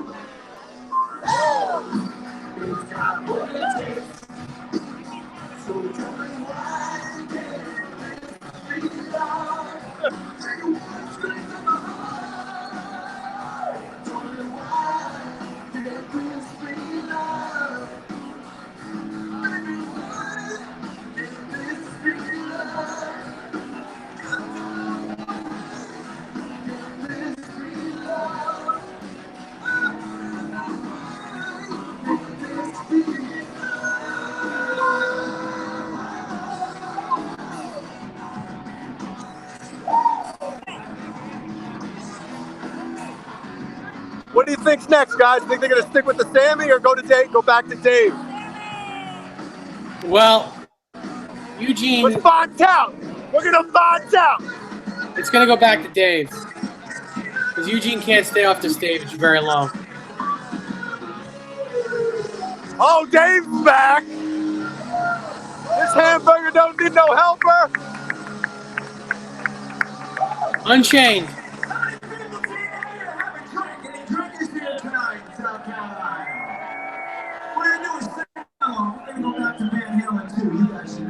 Oh, snap. Bottoms up. So wait, Yeah. they have two different singers? The bass player sings this Hagar stuff. Oh.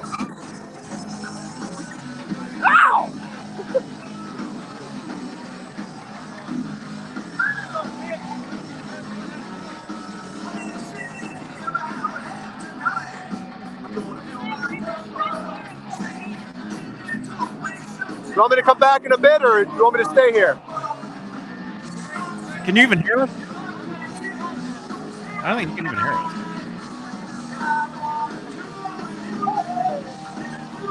Oh wait, he can see us though.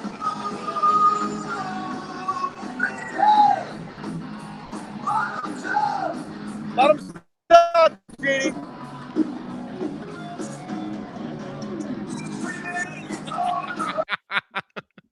All right, there he goes. Wow. Okay. See, that's the one thing with me and tribute bands. Okay. I don't know, something weird about a vintage looking Van Halen playing Why Can't This Be Love? Why? You said yourself that you love all incarnations of Van Halen, so why can't the tribute band do it? Well, I mean, if they look like the old Van Halen, but they're playing a new song that Van Halen would never have played, that's just not weird. They don't have enough time to change clothing. Yeah. I mean, what would you say if Jake just wore a pair of jeans and a T-shirt? You wouldn't expect him to play the Roth era stuff. Why not?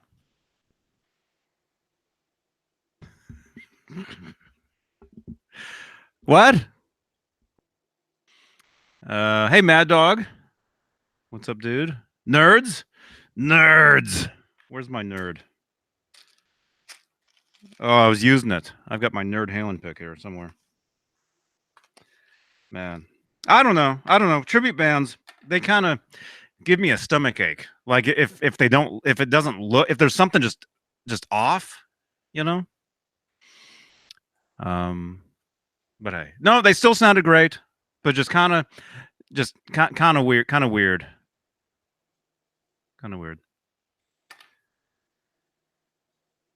Awesome. So, what else? I don't know. Huh? Where's that pizza, man?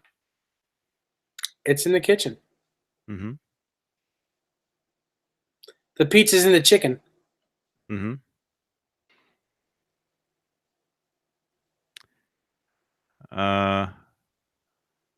What? Did Caleb come back? Yep, just did. What's up, dude?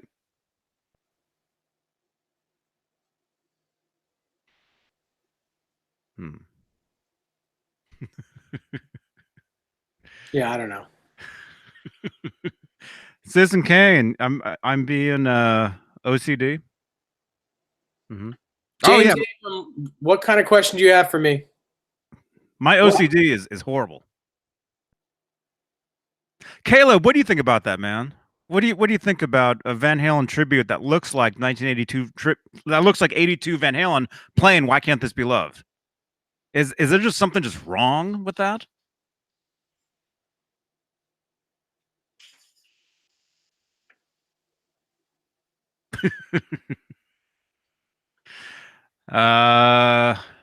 Digging the beard. You look like a fisherman from the east coast of Canada. Canada? Canada?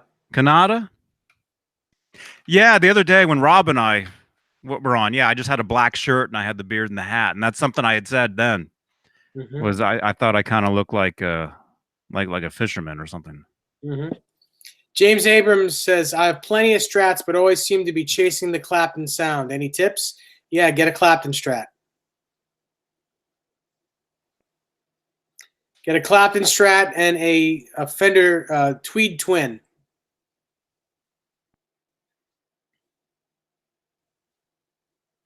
Mm-hmm. I'm overthinking it.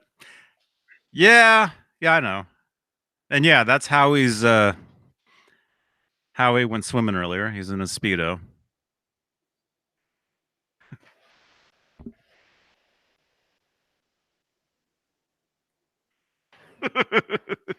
You got to go out again, dude? Okay.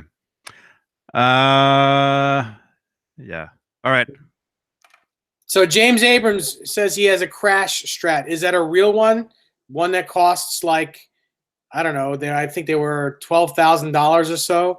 Or is it a Mexican strat with the Crash design on it? Or is it a guitar that he smashed? Oh, crap. There we go.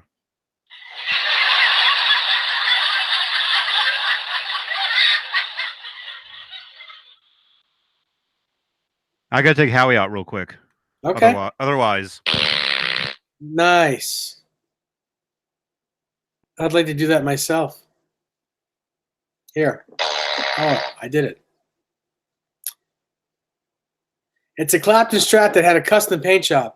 Well, you're halfway there. I mean, you should be able to get the Clapton tone with that, and pretty much any Fender tube amp. But you know, Clapton uses a Tweed Twin.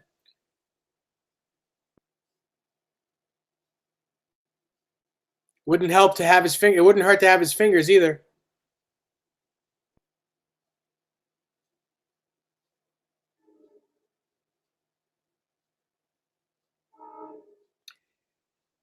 James Abram asked, when Johnny comes back, you can ask again how you can share pics. He'll give you a phone number that you can send the photos to.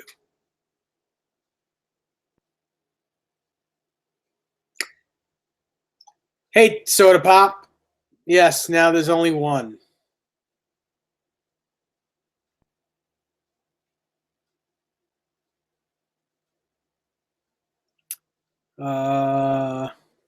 James Abrams says he knows a guy that played sessions on a session on one of Eric's albums. That's cool.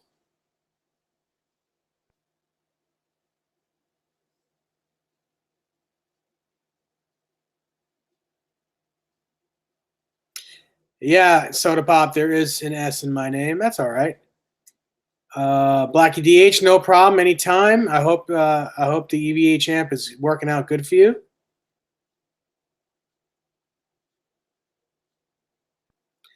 Well, James, this, you know, is that old saying, you know, you can play through Eddie Van Halen's rig and you're certainly not going to sound like Eddie Van Halen. You know, it's just because you're playing through someone's rig certainly doesn't mean you're going to sound or play like that person. It's all in their fingers. It's all in their DNA.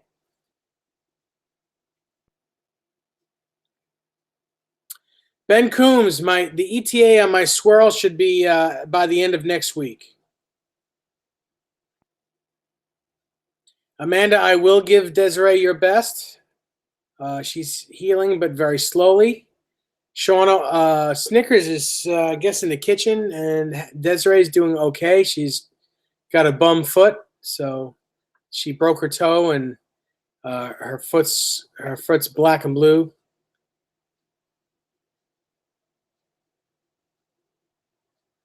But she's okay. Citizen Kane, anyone in the chat have any issues with your Wolfgang's bumping the volume knob and lowering it when you're playing? Yeah, I figured out landscape You've got to mode, be gentlemen. very careful.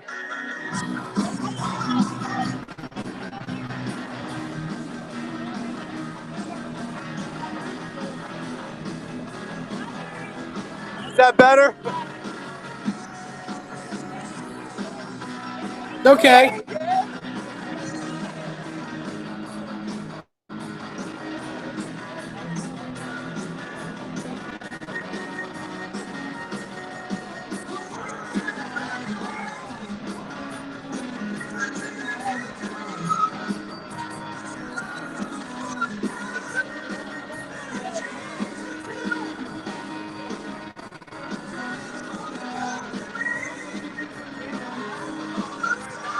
Jim Nicholas, I think it's a sample. The keyboard's a sample. Or a sequencer.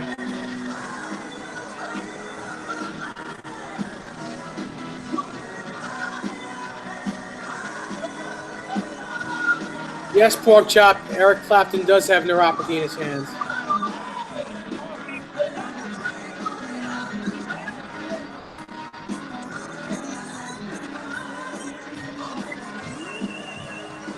Dennis, it depends on the version of Wolfgang. If you're talking about the USA Wolfgangs, yes, they're better than the Stripe series. But if you're talking about a made in Mexico Wolfgang, it's the same quality, which is very good, but it's the same quality.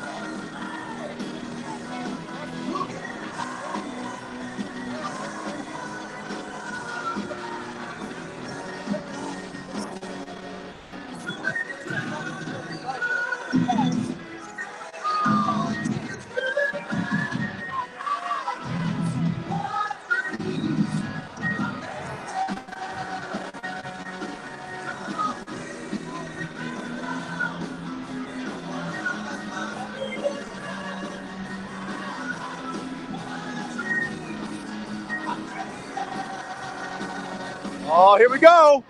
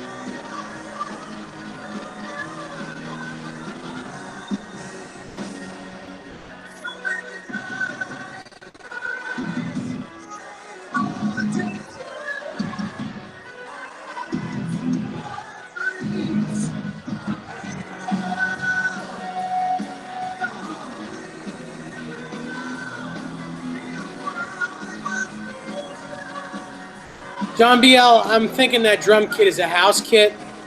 It is the House of Blues. I don't think they're bringing their own drum kit there, especially since they're from Long Island.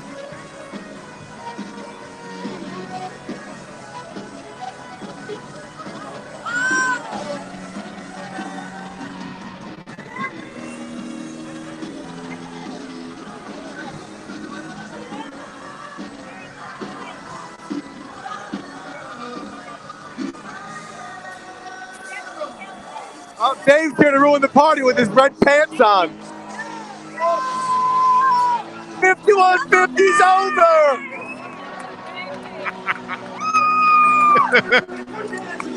So Jeannie's still watching. Look at this. That's dedication. She's still watching. That's how she's watching this. It's the opposite. She's watching the video. Are we ready? Are you guys ready? I need you to please put your hands together for Jay. Oh, eruption.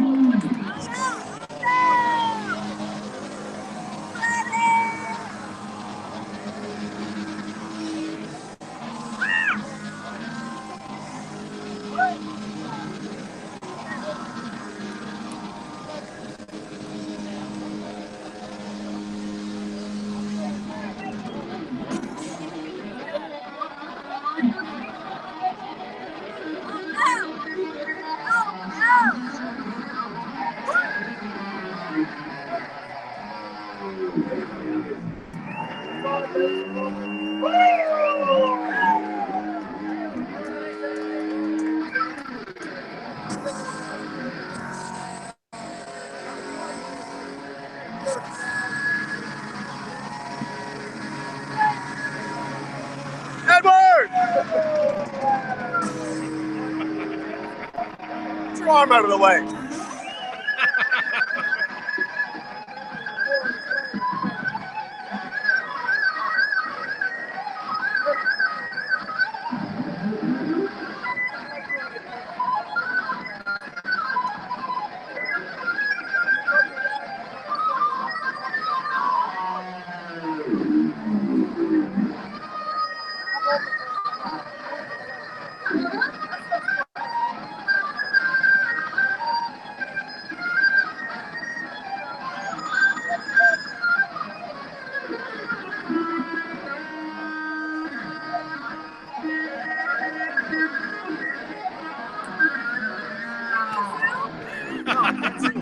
I can't zoom. It's funny how that guy's arm. I'm not going down into the covers pit. him.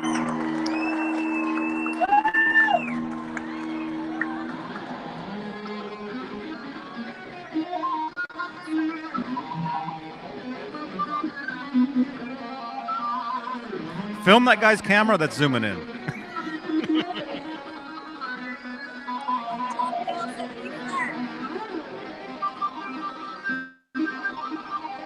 Actually, if Jeannie like zoomed in on that, he could zoom in on Jeannie's camera. Or does it matter?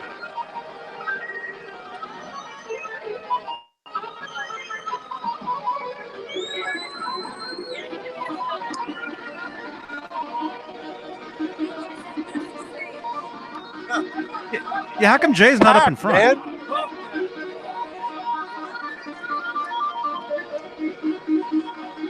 Is there like a roped off area up there in the front? Oh, his pinky was getting tired there.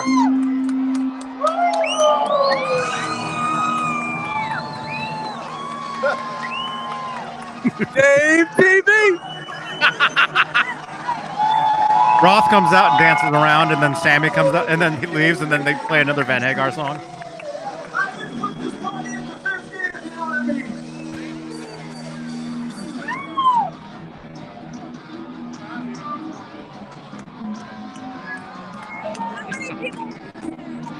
Well, everybody, everywhere in front of us, like on the floor, is packed. On the sides is packed. I'm falling off the staircase.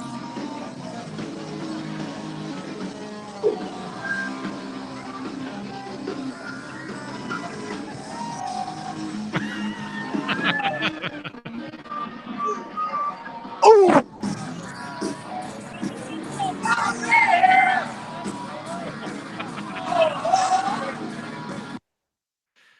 Oh, there he goes. Actually, wasn't bad. That was pretty good. Mm-hmm. Yeah, they sound great. They sound great. And if you guys are just tuning in, that's a band, a Van Halen tribute called Completely Unchained. Right? Mm-hmm. What was that? And they're right now, Jay and Jeannie Hannon are watching them. That was live. That was a live feed via satellite. House of Blues in Myrtle Beach. Where is that? Myrtle Beach, South Carolina. South Carolina. Sent you a pic on Insta, Johnny. James says you sent me something on Instagram. Yes, he sent you a picture of his guitar. Let me see. I'm gonna look. Which account? I've got like 30 of them. It's the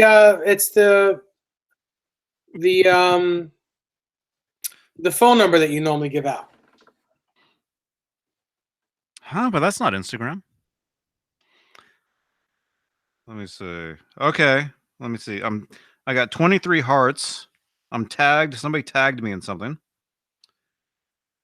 Is that you? Wait, what's your name? James? Are you real James Abraham?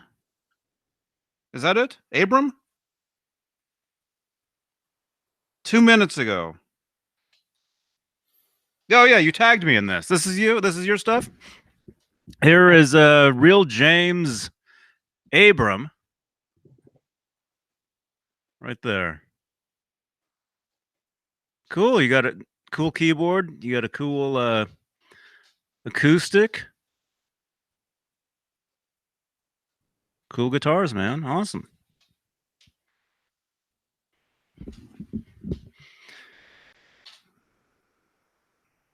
There you go. So let me see. I'm gonna follow. There we go. If you guys want to follow James on Instagram, wow. Hey James, other James. Okay, here's James. There's James' Instagram right here. Give him a follow. And then we got another James Gum. Thank you very much, James. Oh, thank you, James. Man, yeah, all this, we got all the James. I'm like, what's going on? We got Jimmy T, guitar identity verified. Jimmy T says.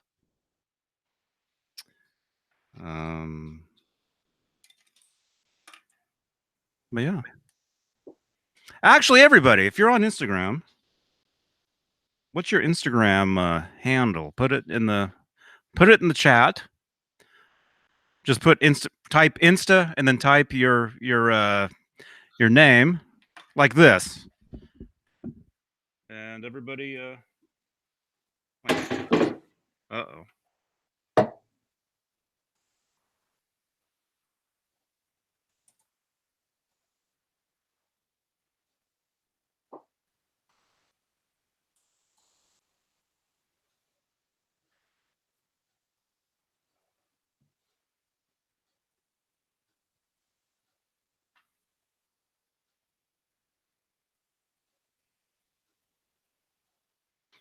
There we go. I just put in my my Instagram account, so I got 3 of them. Give me a few follows if you guys like. At Johnny Beane, at EVH Gear Live, and at Howie Beane. And yeah, everybody put your Instagram in the chat, and everybody follow each other.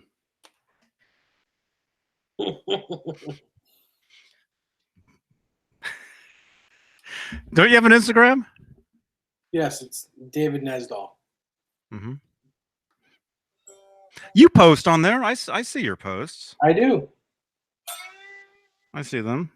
Let's see. Let's find David Nesdall's latest Instagram. Let's see if we can find it.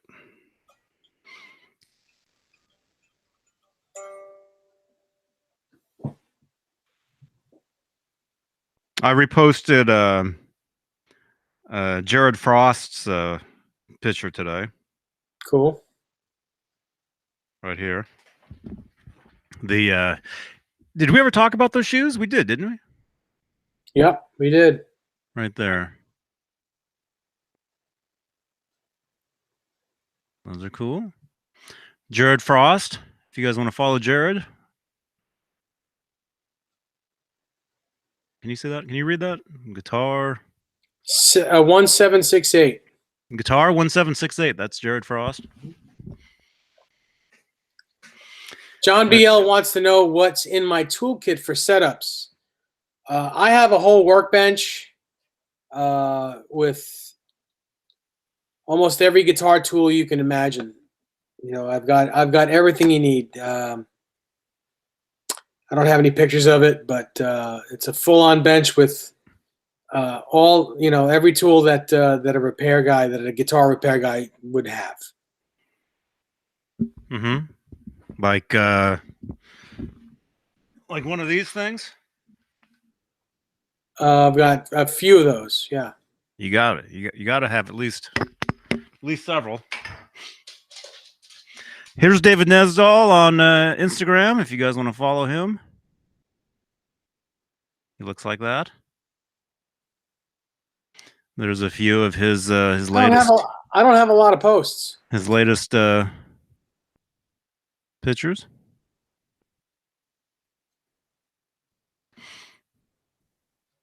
Wait, huh? You got 30. You got 34 posts. Mm-hmm.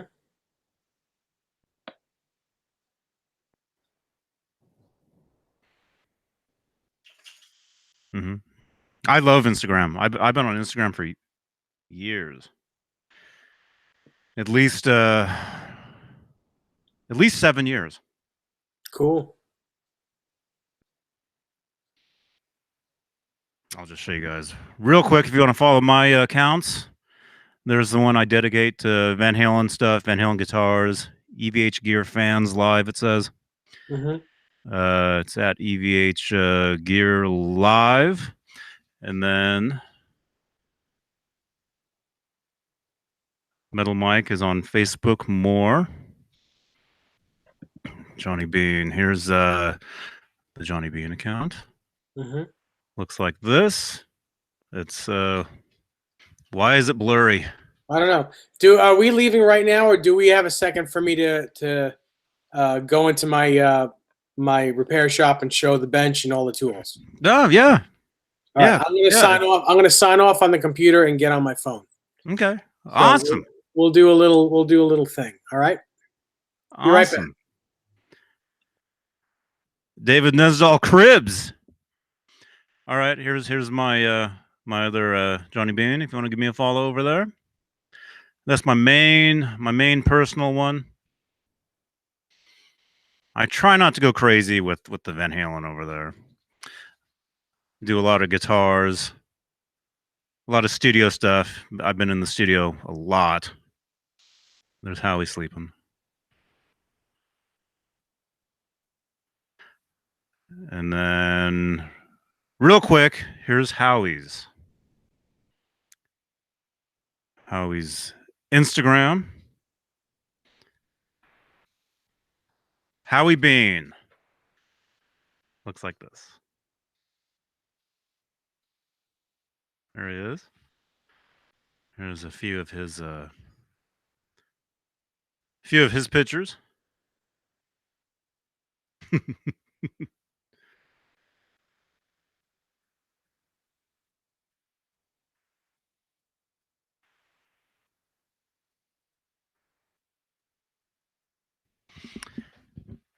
Metal Mike, you should do an Instagram account for your dog. Yeah. Howie, he's had MySpace. He has Twitter. He has Facebook. All the links are actually in the description below. Yeah. So what? Got 67 viewers, 43 thumbs ups. Leave a thumbs up if you guys are digging the show tonight.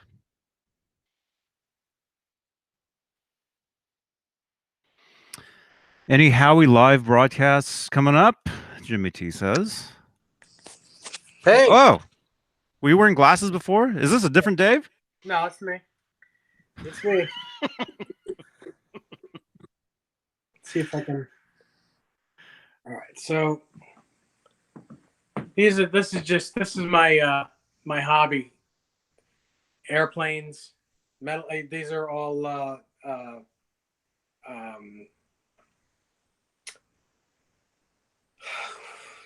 Franklin models. Franklin Mint models. They're all steel. So I have an amp in here with a cabinet. This is my workbench here. And on the workbench, I have my Van Halen drill, a whole bunch of batteries, soldering gun, a plethora of Floyd Roses. These are all the Allen keys that I would use, and my tuner. In the top drawer, I have a whole bunch of screwdrivers and nut drivers, all kinds of wrenches and stuff. I'll be right back, okay? Yeah. I'll be right back. My neighbor just said she has some lemon bars for me. Cool. I don't know what those are, but The next drawer, I have the drills, 3 different drills that I use. Next drawer are all the bits. This is a ratchet set, a couple of ratchet set, drills and screw gun parts.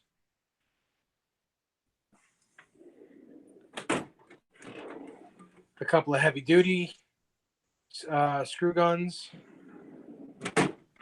This is parts and strings and all kinds of extra stuff. All my tape from the Van Halen guitars that I do.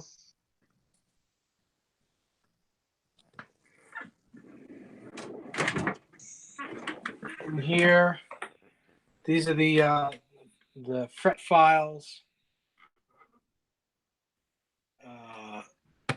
X-Acto knife, more files. This is here is sandpaper for frets. This is that Teflon tape I was talking about earlier for using on that arm, on the Floyd arm.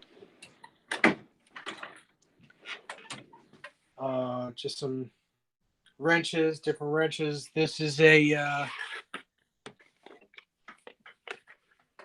what's this called? A micrometer. There's a micrometer in here. And the bottom drawer here is just all my parts, pickups, sandpaper, miscellaneous parts, a box. Oh, wait, this is the box with all my Floyd Rose parts in it. Every part that you would even dream of in a Floyd Rose.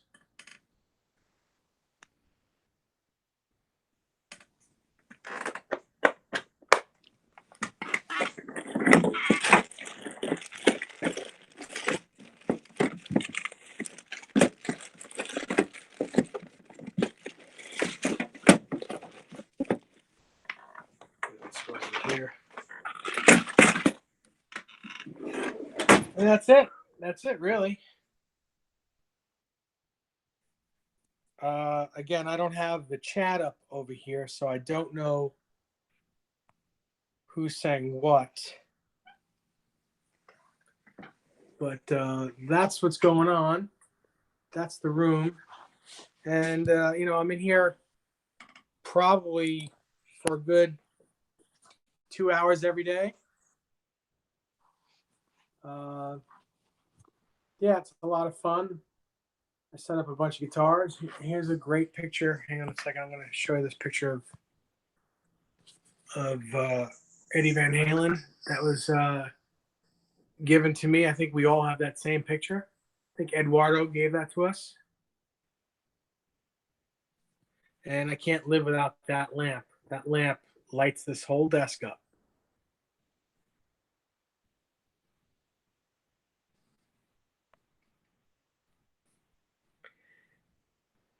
So that is it.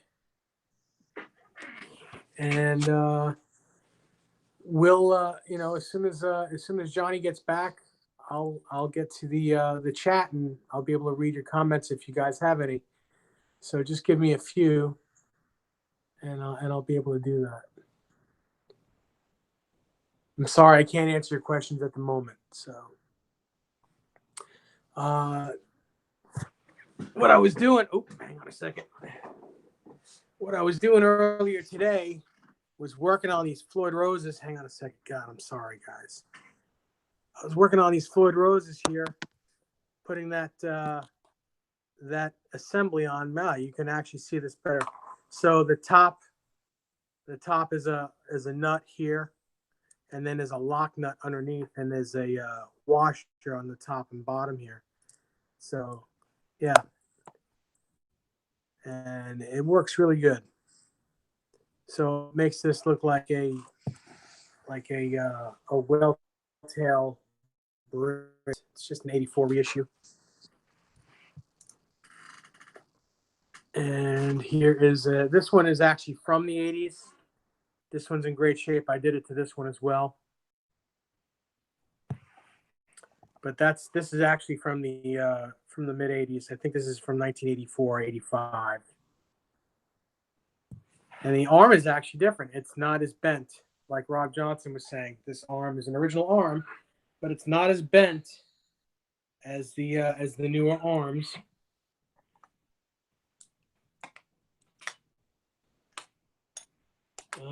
Here's a newer arm, and it's way more bent than that.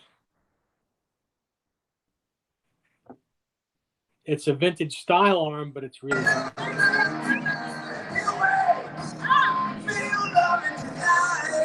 I got a little closer.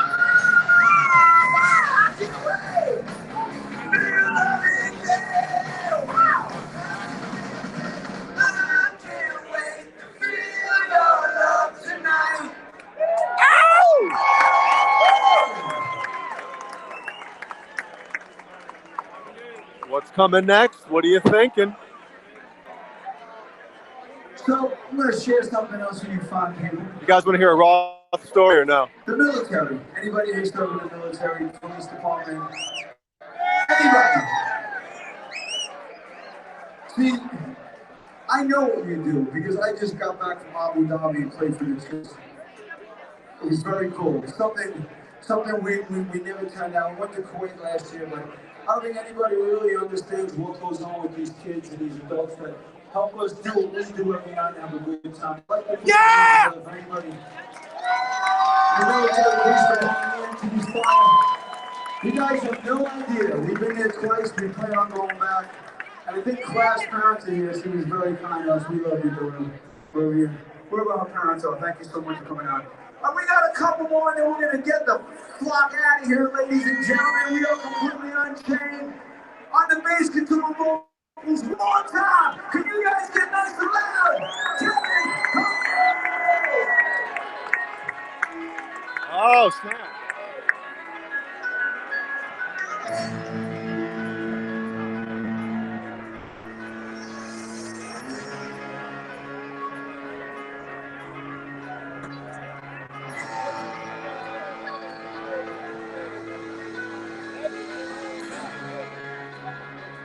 I don't think Eddie can hear the piano.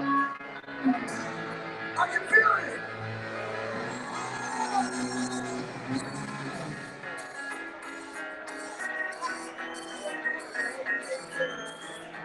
Snap.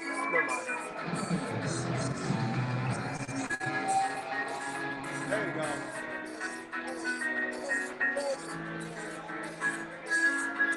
Whoa!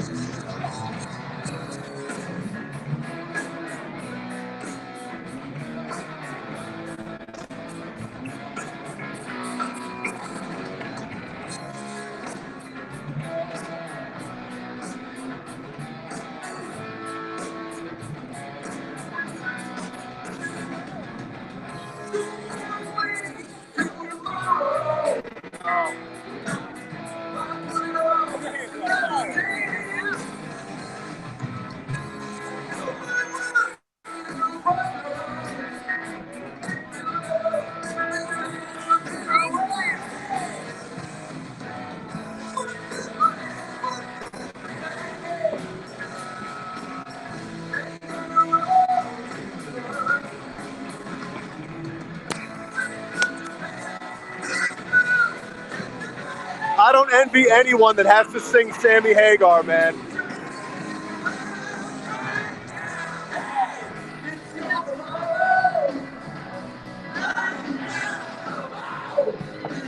Hey, I'm not even on the show tonight, and I'm the only one here.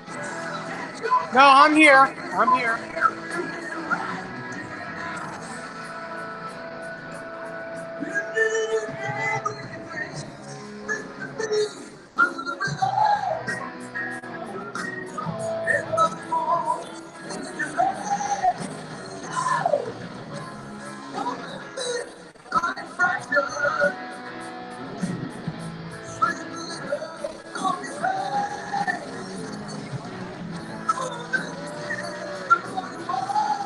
Huh.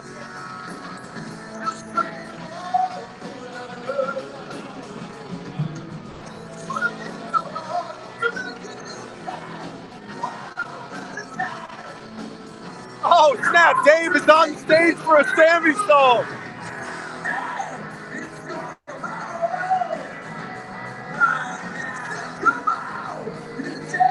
I never thought I'd see it.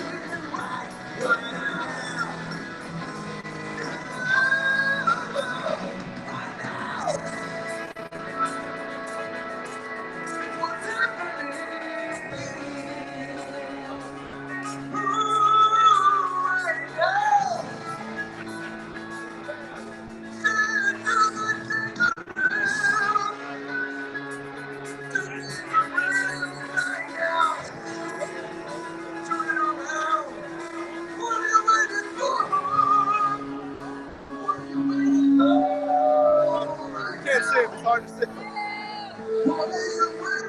This guy's got the EVH speakers on, but you can't tell.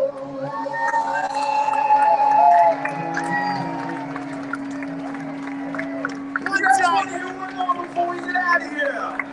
Yeah! You guys want to hear one more? Back there on the drums, Tony Lazzaro! What's going on? What's it gonna be, boys? It's going to be Hot for Teacher. Oh, a little bit of Hot for Teacher, huh?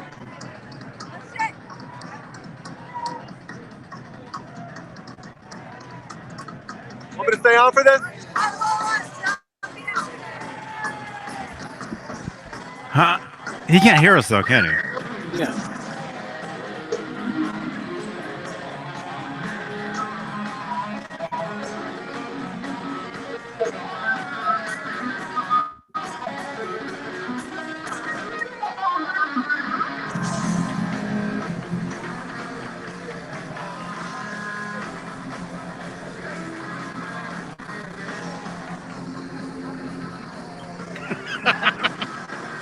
Yeah. Get real close to that guy's phone. Wait a second, man. I think Beane forgot to wear underwear. This year.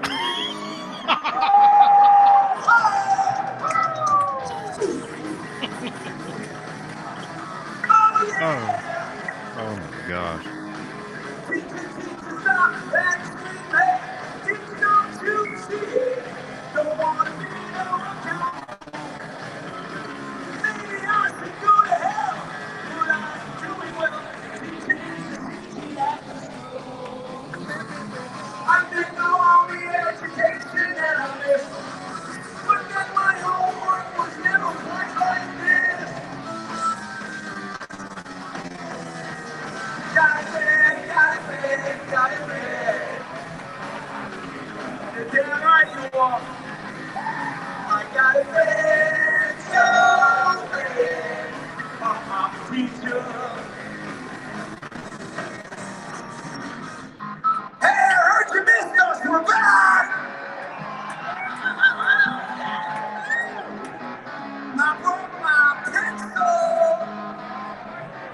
I bet you there's a split here. No. He did like a twist. Hey, boot me out if you guys don't want to hear this. You want to boot him out? We have, yeah. You gotta go, huh? I don't have to go, but I mean, there's people. I gotta answer questions. Lots of questions in the chat How long has this been on? for 2 songs. So like right after I left? Yeah. Oh.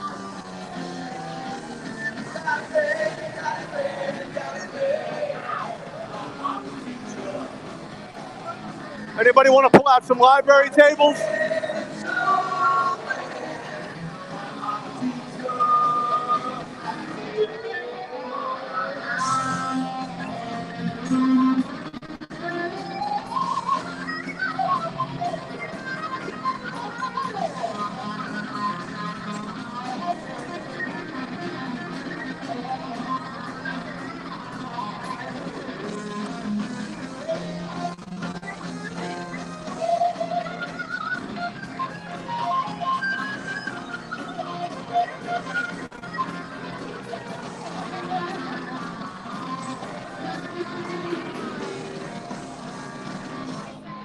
Yeah! That was really good. I think they caught this. I don't feel sorry. Who was that? Woo!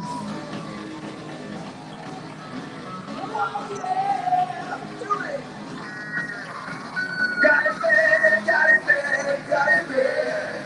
Oh, I'm a teacher. Oh, yes, I'm hot. Listen, I'm hot.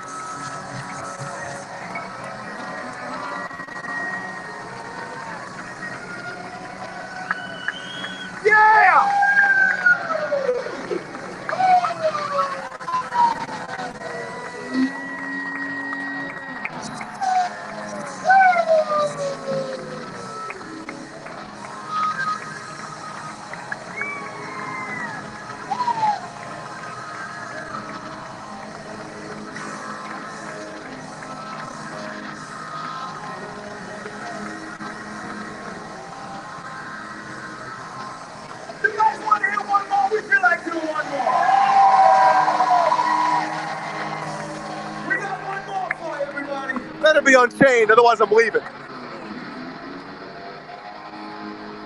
It's gonna be Ain't Talking About Love. It's not.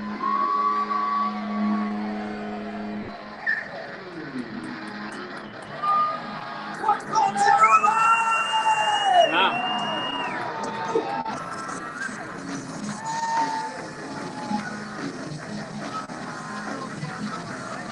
All right, I'm gonna split. Bye, Jay. I love you See both ya. and everybody in the Bye. chat room. See you, man. Summer day. Yeah. Bye. That's our last song, huh? Yeah, I guess so. That's it. Look at Howie. Look at Howie. Real quick. Hey. My neighbor brought me these. My neighbor made these. Oh, that looks good. Lemon bars. Yeah, they look good. I think they're vegan. Mm-hmm. Right there. Howie was like, yeah. Okay. Yeah. Real quick. We'll take some more, get some questions and then we'll, Call it night. yeah. Thank you, John B. Soda Pop asks if I have any extra pickups. No, I'm sorry, I don't. Bozique says, really cool workshop, Dave. Thank you. Eric Katz says, no Kaler drawer. No. I missed some of that. I'm gonna have to go back. I'm gonna have to rewatch that. Yeah, it was pretty cool. Every time I look at it, I'm like, wow, I have all this. You're talking about the workbench, right? Yeah. Dennis Brialt asks, any new tools that I like? The one of the best tools I have is a pair of snips and the peg winder. Peg winder is like key to setting up guitars. What kind of fret leveling tool do I use when I get back? When you get back, what does that mean? I have a couple of fret rulers that I use. Fret leveling tool. I have an actual fret leveler with sandpaper on it. Which arm do I prefer? I prefer the old style arms.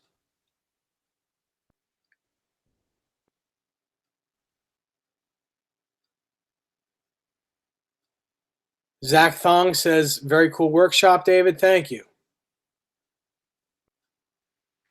Let's see.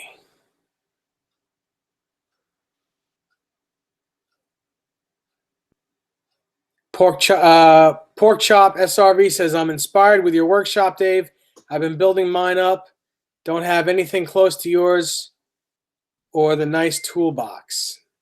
Well, I've been working on that for a few years now. Birthdays and Christmases, and whenever I have a couple extra dollars, I go on Stu Mac and look and see what tools I can buy. Nick Horton says, Dave, do you have to assemble the Floyd Rose arms like what you just showed us on yours to get them to swing loosely like Ed's without falling out the bridge? Yes, you do.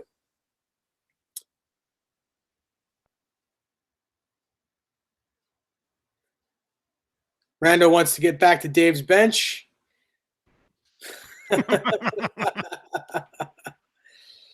Let's see.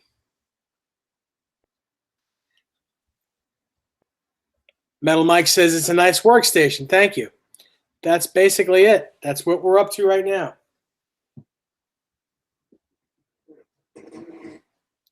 All right. Is that it? Looks like it. Are we good? All right, everybody. Thanks for watching. Thanks for hanging out with us tonight. I just took this picture right here. There's the stuff, and there's the there he is.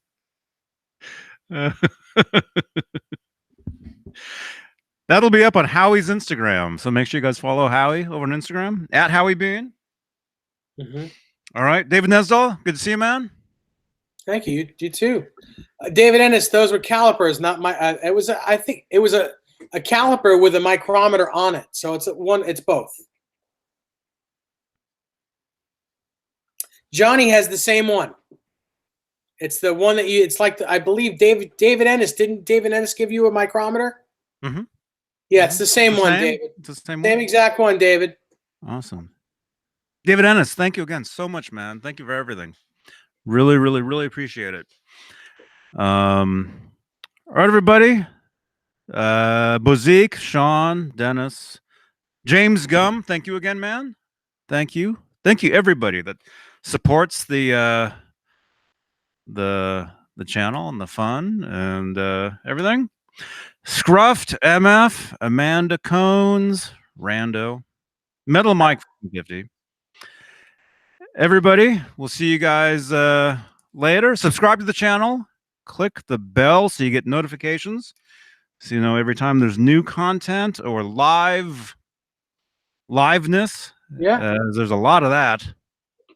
I think it's gonna snow here during the weekend. So do you think you might want to go back on at some point this weekend? Yeah. Just let look at Howie. Look at him. That's awesome. He's looking. I only see a little piece of him. Yeah, because the plate. I see half his head. The plate is like right. It's like that. Mm-hmm. He's looking at that plate. It's cool. If I can, guys and girls, if I can get my hands on a tripod for my phone, I'll do a video on setting up a guitar with the desk and the tools that I use. I don't know if I'll be able to do that this weekend, but I'll try to find some sort of a tripod to put my phone on. Mm-hmm. Well, you also, I mean, you have one of these. I can't put it on this phone. Actually, can I? Yeah, you can put it on any phone, and you just do this. You just do that, and it sits up. No, I know that. I just there was a reason why I didn't do it to this phone. Now I can't remember. Was it this phone? Probably because maybe you put that phone on your dashboard when you're driving, maybe, and with the pop socket or whatever. Oh, They're doing another one. One more, baby. all right. I'm gonna say goodnight, and we'll leave this up, and then as soon as they're done, we'll split. Oh, I remember why I couldn't use this thing, because I was using the wireless charger. Everybody sing, let's go, boys. With one of these on it. Mm-hmm.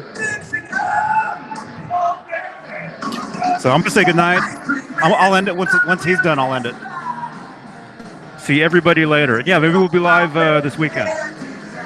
Rock on, everyone. Johnny Beane TV.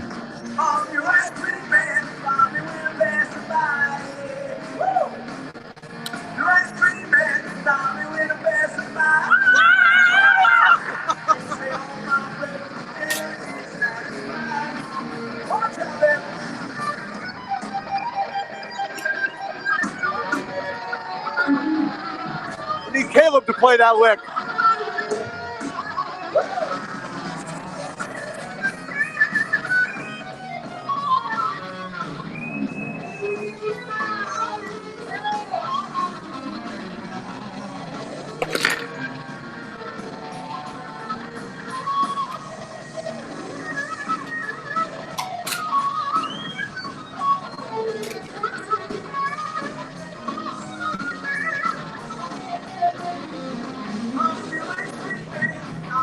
It's actually playing really well.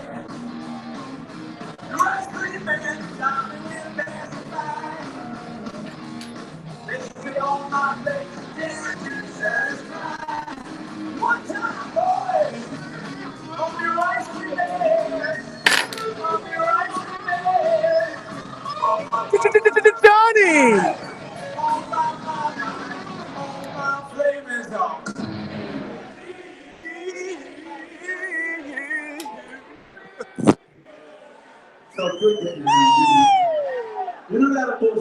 Keith, man. That felt good, didn't it?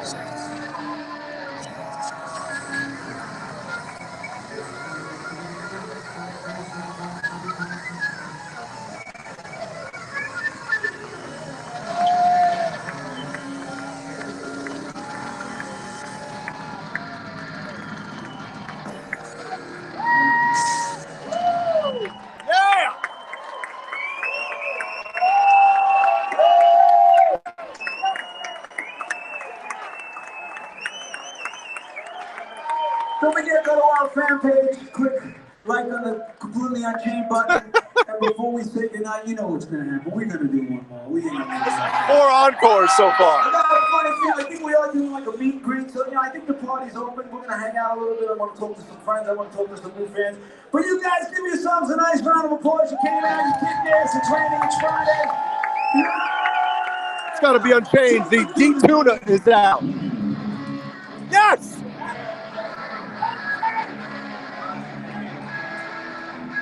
You better jump off the goddamn...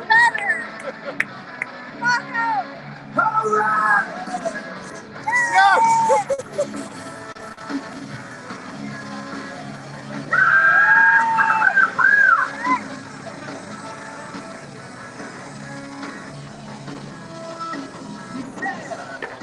How can I get it from here, baby?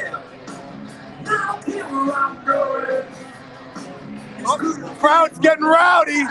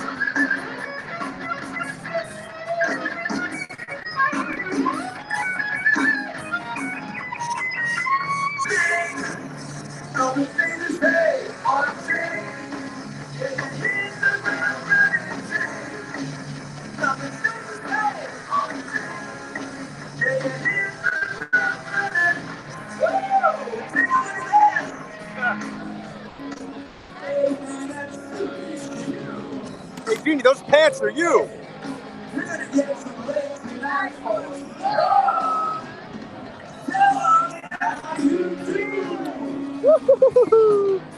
Come on, Dave, give me a break.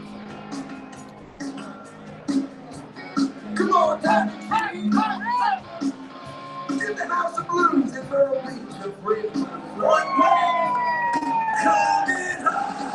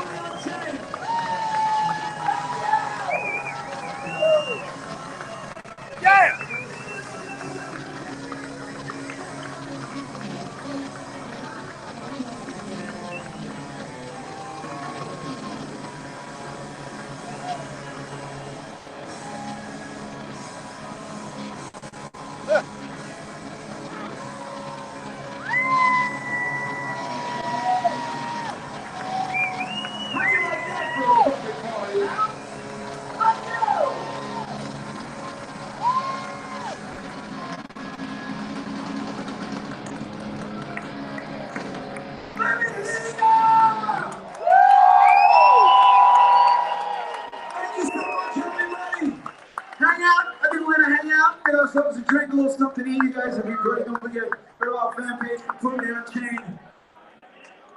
Thanks for coming out tonight. Thank you so much, everybody. Hope to see you soon. Thank you.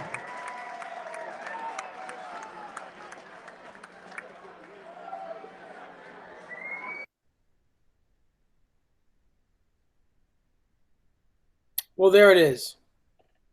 The wonderful Jay Hannon and Jeannie Hannon, and Completely Unchained.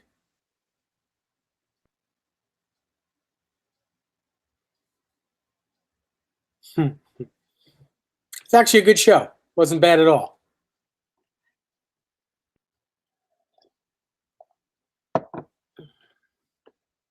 What do we got? All right. So Johnny says to say goodnight. I'm saying goodnight for all of us. And maybe we'll see you sometime this weekend. Maybe tomorrow night or maybe Sunday night, one or the other. And definitely on Tuesday. Thanks for sticking around, everyone. Good night.